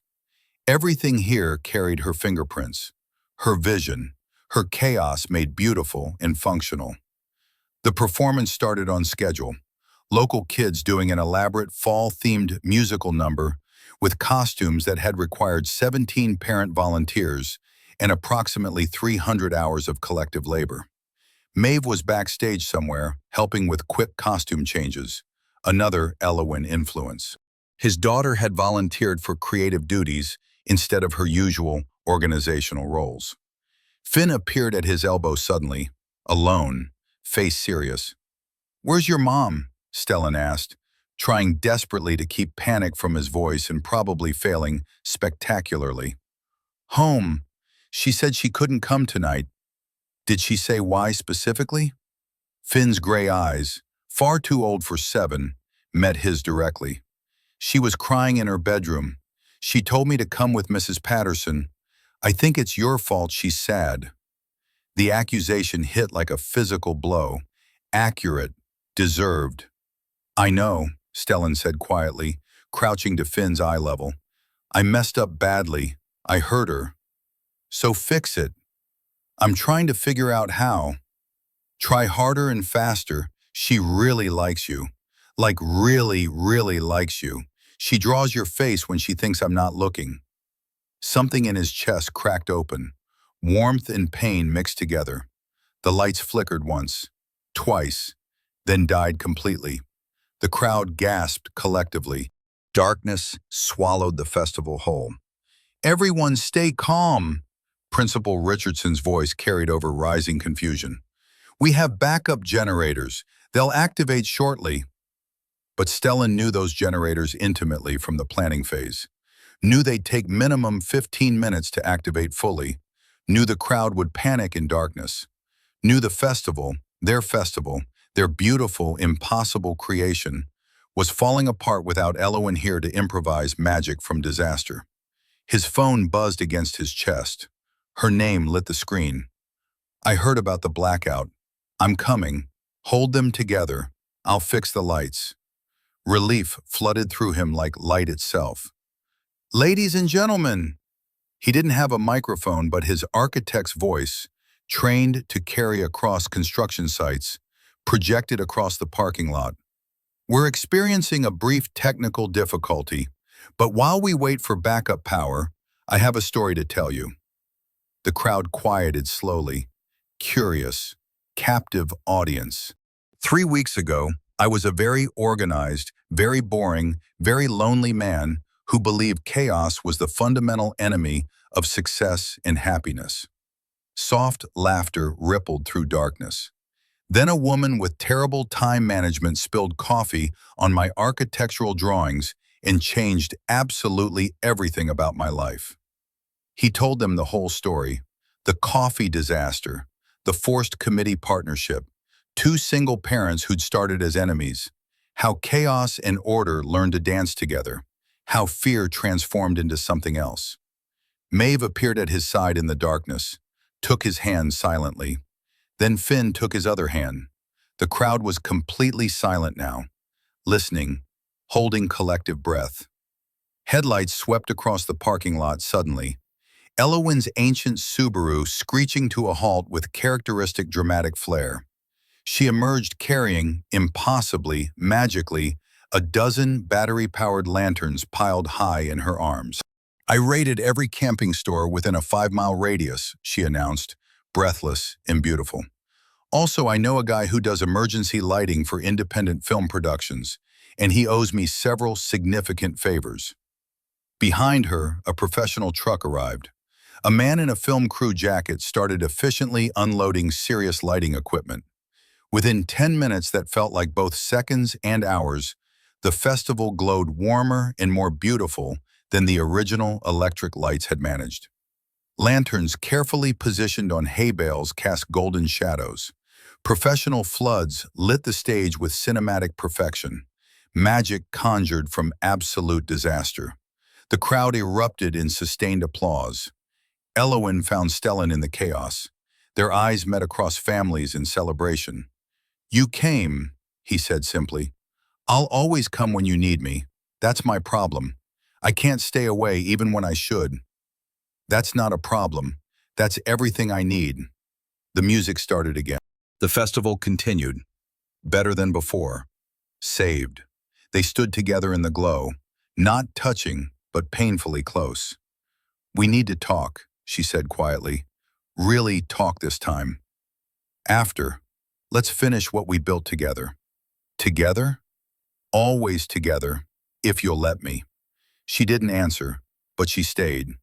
The festival wound down near midnight, families departing with tired children and full hearts, volunteers cleaning up debris and decorations. Success measured in exhausted smiles and collected donations. Stellan found Maeve sitting alone on a hay bale near the emptying parking lot, still wearing her volunteer badge pinned precisely to her sweater. "You did phenomenal work tonight, Princess. Really exceptional." She didn't look up from her hands. "I lied to you earlier about being upset."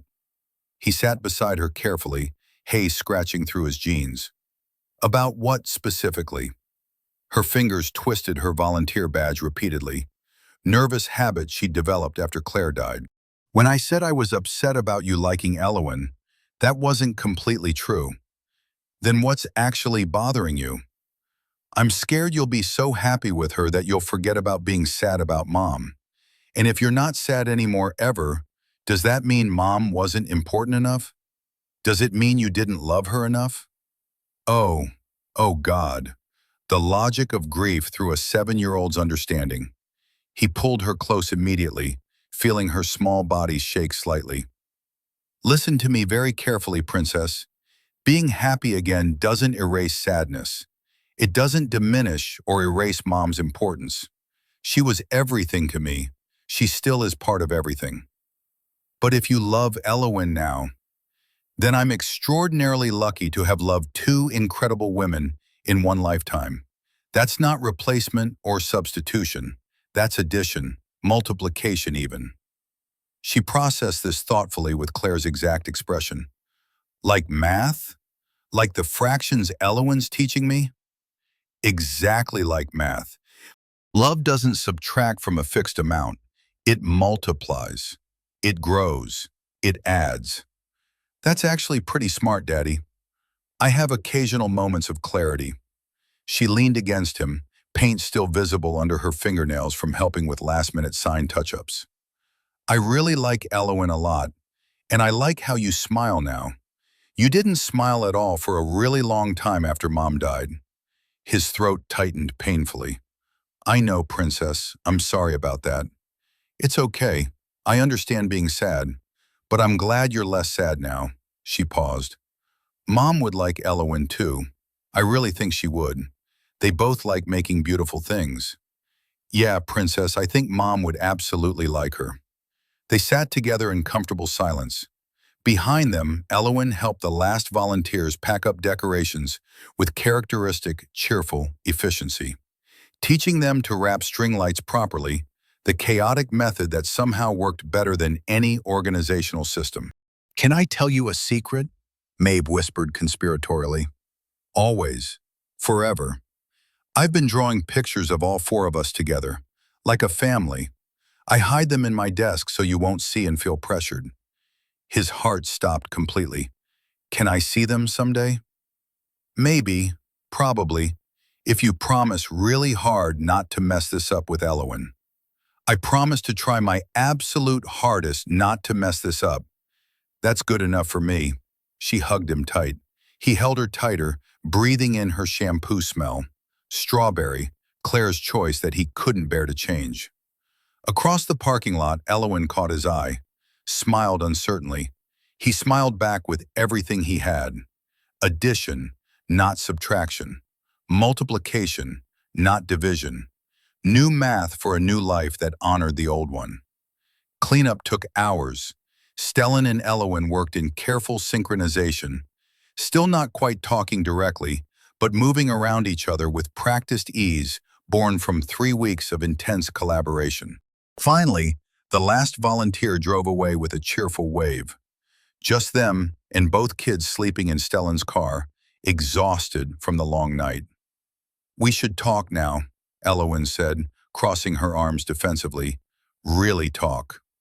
My house, I'll make coffee. I don't think caffeine helps this kind of conversation. Then I'll make it anyway. Gives us something to do with our hands besides strangle each other. At his house, they sat at opposite ends of his leather couch. Too much distance. Not enough distance. No distance felt right. I'm sorry, he started immediately. I'm profoundly sorry. I know. You've said that multiple times already. I need you to understand specifically why I lied to Maeve that night, the full context. Because you were scared of her reaction. I understand that part. No, because I'm absolutely terrified of failing her. Again, catastrophically. Elowen looked up sharply. Again? What do you mean? His hands gripped his cold coffee cup too tight, knuckles white. When Claire was actively dying, Maeve asked me directly if Mommy would get better. I looked my 6-year-old daughter in the eyes and said, yes. I lied because I couldn't face telling her the truth. Stellan!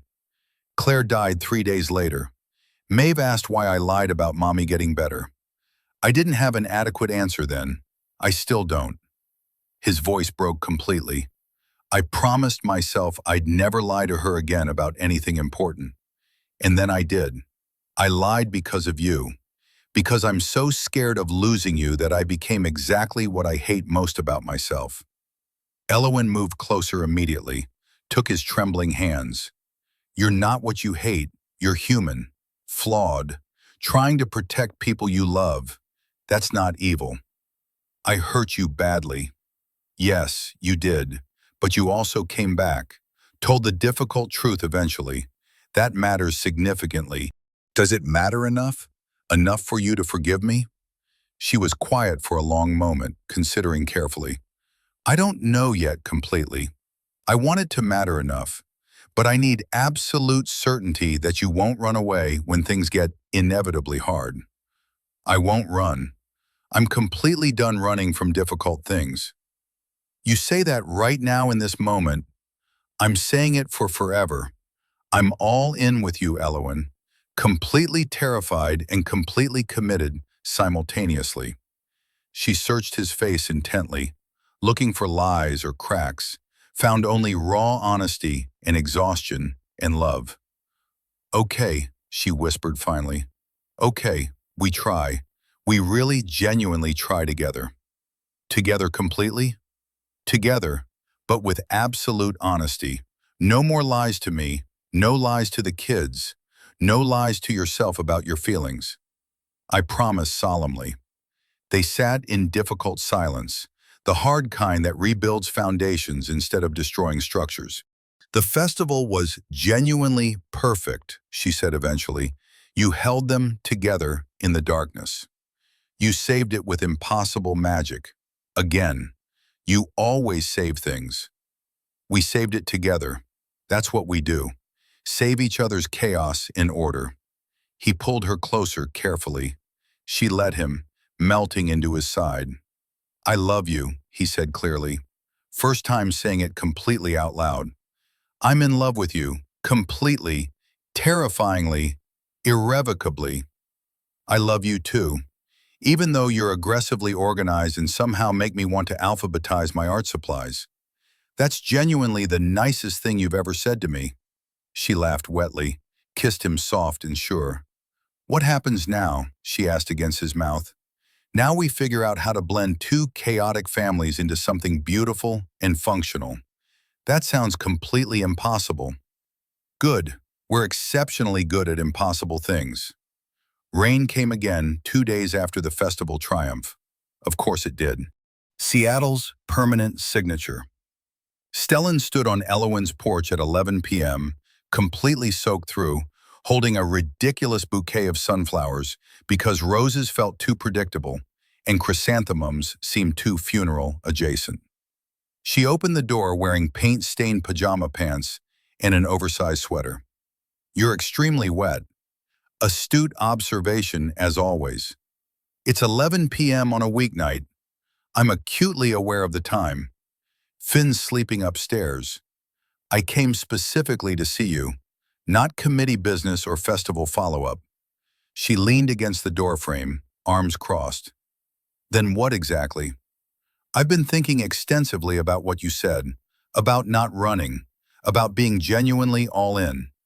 And I want to show you something important, tomorrow morning, if you're potentially free. Show me what specifically. Surprise. Be ready at 9 a.m. sharp. Stellan, trust me, please, just this once, trust me completely. She studied him intently, dripping on her porch, holding sunflowers like a peace offering to an angry god. Okay, 9 a.m. I'll be ready. Bring Finn. Maeve's coming too, obviously. This is a family surprise? Yeah, family. All of us together. The words settled between them. Real, solid, possible, terrifying. She took the sunflowers carefully, kissed him in the rain. You're completely crazy, she said fondly. Learn from the absolute best teacher. The next morning, Stellan drove them exactly 1 hour outside Seattle proper. Refused to answer any questions. The kids speculated wildly from the back seat. Theme park, secret beach, government facility, alien landing site. He pulled up to an empty property. Undeveloped land, trees, incredible view of mountains. What is this place? Elowen asked, confused. I bought it. Yesterday afternoon. Complete impulse purchase. Her eyes went huge. You, what? You bought land?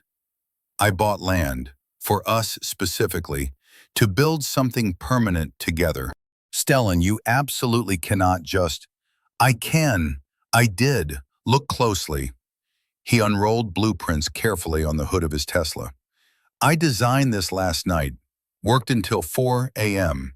2 master bedrooms, privacy and space, shared living spaces for family time, dedicated art studio for you with north-facing windows, office for me with proper soundproofing, separate kids' rooms but connected by a shared playroom, chaos and order under one roof. She stared at the detailed plans, at the land stretching before them, at him. You designed us an entire house? A home. For all 4 of us. If you want this, absolutely no pressure. We can take years to build it properly, or never build it, but I wanted you to know I'm serious. About this. About us. About forever. Tears streamed down her face, catching light. The kids ran through the property immediately, claiming spaces with childhood certainty. My room goes here. No, here's better. Happy chaos and negotiation. This is completely insane, she whispered. Completely and utterly. We've known each other 6 weeks total.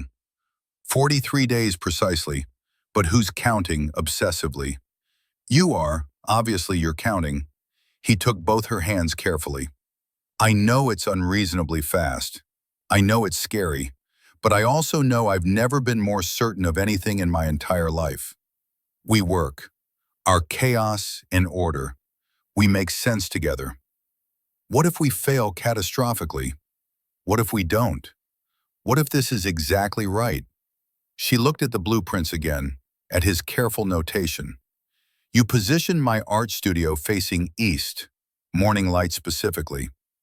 You mentioned once casually that morning light is optimal for watercolors. You remember that tiny detail? I remember absolutely everything you say. She kissed him hard, sure, committed. Yes, she said against his mouth clearly. Yes? Yes to the land, to the house, to building something impossible together. Yes to all of it. The kids cheered loudly. Maeve and Finn were already planning elaborately where to position the mandatory treehouse. Stellan held Elowen and watched their children play and thought with absolute certainty, this is everything I need. That evening, all 4 of them sat around Elowen's kitchen table. Official family meeting, serious business requiring attention. So, Elowen started carefully, your dad and I need to discuss some significant changes with you both. Finn interrupted immediately with characteristic directness. Are you getting married? What? No, not yet anyway, but eventually married? Maeve pressed urgently. Stellan and Elowen exchanged significant looks. Possibly eventually, Stellan said carefully, but first we need to discuss how we blend our families properly. I want my own room in the new house, Finn announced. Me too, my own space, Maeve agreed firmly. You'll each absolutely have your own room, Elowen assured quickly. But in the new house we're building, the one Daddy designed, Maeve asked, you told them already? Elowen looked at Stellan. They asked direct questions. I answered honestly. No more lies, remember? Finn studied them both with serious consideration. If you get married eventually, does that make Maeve my actual sister? Stepsister, technically, legally, Stellan clarified, but basically sister in every way that matters, Maeve added. I guess that's okay. She's significantly less annoying now. You're less annoying too, mostly. This is going remarkably well, Elowen murmured to Stellan. What about Mom? Maeve asked suddenly. Quiet, scared, vulnerable. The table went completely silent. Stellan crouched immediately beside her chair. Mom will always be your mom. Always forever. This doesn't change that fundamental fact. Elowen isn't replacing her. She's adding to our family. Like multiplication instead of subtraction? Maeve asked carefully. Exactly like multiplication. You're so smart. Maeve considered this thoroughly. Does Finn get to call you Dad now? Everyone looked at Finn simultaneously. I don't know yet, he said quietly, vulnerability showing. My bio dad is... gone forever. But that doesn't automatically mean you can call me whatever feels right and comfortable, Stellan said gently. Stellan, Mr. Nordgren, Dad eventually if you want. Absolutely no pressure ever. Finn nodded slowly, eyes wet with unshed emotion. What do I call Elowen? Maeve asked practically. Whatever feels comfortable and natural, Elowen said warmly. Elowen, Mom eventually, or make up something entirely new. Like Mama El? Finn suggested tentatively. Maeve giggled unexpectedly. That sounds like a superhero name. She kind of is a superhero, Finn said with complete seriousness. Elowen's throat tightened painfully with emotion. They talked for over an hour, about rules and boundaries, about respecting each other's spaces and feelings and grief, about being patient as they figured this out together. Finally, Maeve asked, when do we actually move to the new house? Not for a while, Stellan said. Maybe a year. We have to build it properly first. Can we help design our rooms? Finn asked eagerly. Absolutely. Required, actually. Can we have a cat in the new house? Maeve asked hopefully. We already have Toulouse, Elowen pointed out. Can we have more cats? Multiple cats? We'll discuss that later, extensively. The kids ran off immediately to draw elaborate house plans. Impossible, perfect, theirs. Stellan and Elowen sat at the table, exhausted, happy, hopeful. That went better than expected, she said.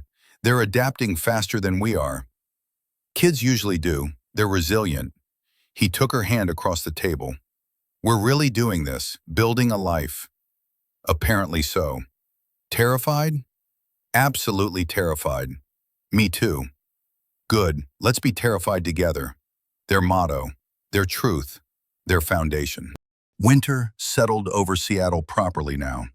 Rain turned occasionally to snow. Construction on the new house progressed from foundation to framing to actual walls. Stellan and Elowen had navigated 3 months of blended family chaos. Weeknight dinners alternating between houses. Weekend sleepovers where Finn and Maeve actually chose voluntarily to share a room despite having separate spaces. Slowly, carefully, impossibly becoming something real and permanent. Tonight was their established pizza night at Stellan's house. Their tradition now. Maeve set the table with Finn's creative assistance, her geometric precision meeting his artistic placement, somehow creating something better than either alone could manage. I got an A on my fractions test, Finn announced proudly, waving the paper like a victory flag. Because Stellan tutored you 3 times this week, Elowen said, stirring salad at the counter. Because I actually tried and understood finally, Finn corrected with dignity. Stellan just helped me see numbers differently. Stellan felt warmth spread through his chest. Pride. Family pride for a child who wasn't biologically his, but felt completely like his anyway. The doorbell rang unexpectedly. Ingrid, dropping off Maeve's violin from emergency repair. She took one comprehensive look at the domestic scene. Kids setting table together, adults cooking side by side, Toulouse weaving between everyone's legs, and grinned knowingly. You're all disgustingly happy together. Objection, Stellan said mildly. We're appropriately happy given circumstances. Same thing. She hugged Elowen warmly. You're genuinely good for him. He smiles now, like constantly. It's weird but nice. She's organized chaos, Stellan said with obvious fondness. You're controlled order, Elowen countered, bumping his hip. Together you're actual balance, Ingrid finished wisely. Keep doing exactly this. After dinner, the kids did homework together without prompting. Actual volunteering to help each other. Legitimate miracle. Stellan found Elowen on his back deck later, watching construction lights illuminate their future home's skeleton. Penny for your thoughts, he said, handing her tea. Just thinking how surreal this entire situation is. 6 months ago, I was completely alone, struggling constantly, convinced I'd never trust anyone again. And now? Now I'm standing in your house, watching our kids do homework together while we build. A home that shouldn't work on paper but does in reality. He wrapped arms around her from behind. Having any regrets? Not even slightly. You? Only that I didn't spill coffee on your drawings much sooner. She laughed. You spilled coffee on your own drawings. I was just there. Technical details, irrelevant to the narrative. They stood together comfortably, watching their future take physical shape. I love you, she said simply. I love you too, chaotically, completely, permanently, the best possible way. Inside, Finn called, Mom! Stellan! Maeve and I designed the treehouse finally. You have to come see immediately. They went together. Family. Choosing each other daily. Building something impossible. Making it work. The fall festival returned. Full circle completed. But this year, Stellan and Elowen weren't co-chairs. They'd passed the torch to new volunteers. Tonight they sat in the audience holding hands, watching Maeve and Finn perform in the student showcase. The house was complete. They'd moved in exactly 1 month ago. Chaos and order under one beautiful roof. Somehow working miraculously. Remember last year? Elowen whispered. We genuinely hated each other. I never hated you. I was absolutely terrified of you. Same basic thing. Not remotely the same thing. Maeve took the stage confidently. Violin solo. Flawless execution. Claire would be so proud. Finn followed with a dramatic reading of his own original story. Creative. Confident. Growing beautifully. Stellan's hand found Elowen's automatically. She wore his grandmother's ring now. Simple gold. Proposal last month under their unfinished treehouse. Wedding planned for spring. What are you thinking about? She asked softly. That I'm grateful for spilled coffee and ruined drawings, and forced committee assignments, and 3 desperate weeks of proximity, and falling for someone completely wrong who turned out to be completely right. They kissed gently. The crowd around them faded into nothing. After the performance, the kids ran to them, breathless, glowing, happy. We did really good, Finn announced proudly.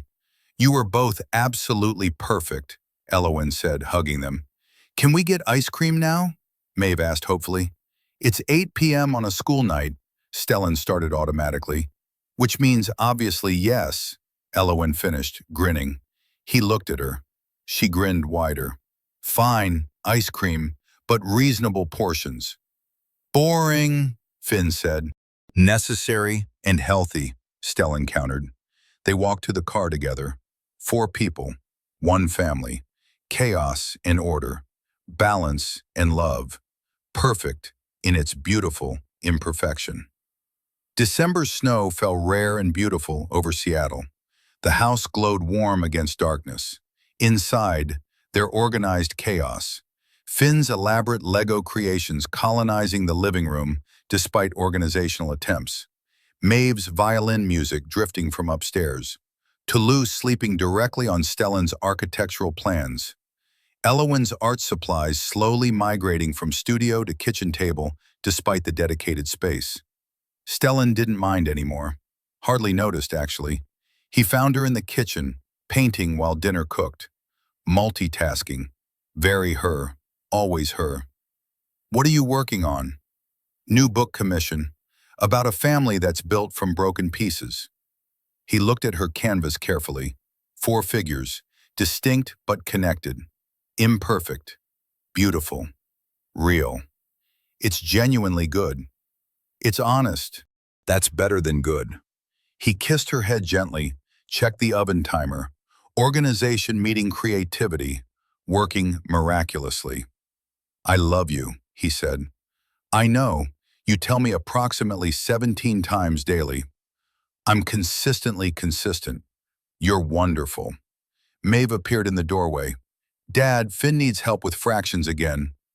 Dad, not Daddy, not Stellan. Dad. For both of them now naturally, his heart expanded impossibly. Coming, princess. Elowen caught his hand. We did it. Built something impossible. We're still building, every single day. Forever? Forever, absolutely. The kids argued about math upstairs. Toulouse knocked over paint water catastrophically. The oven timer beeped insistently. Perfect chaos, perfect order, perfect balance. Home. Not perfect. Better than perfect. Real. Theirs.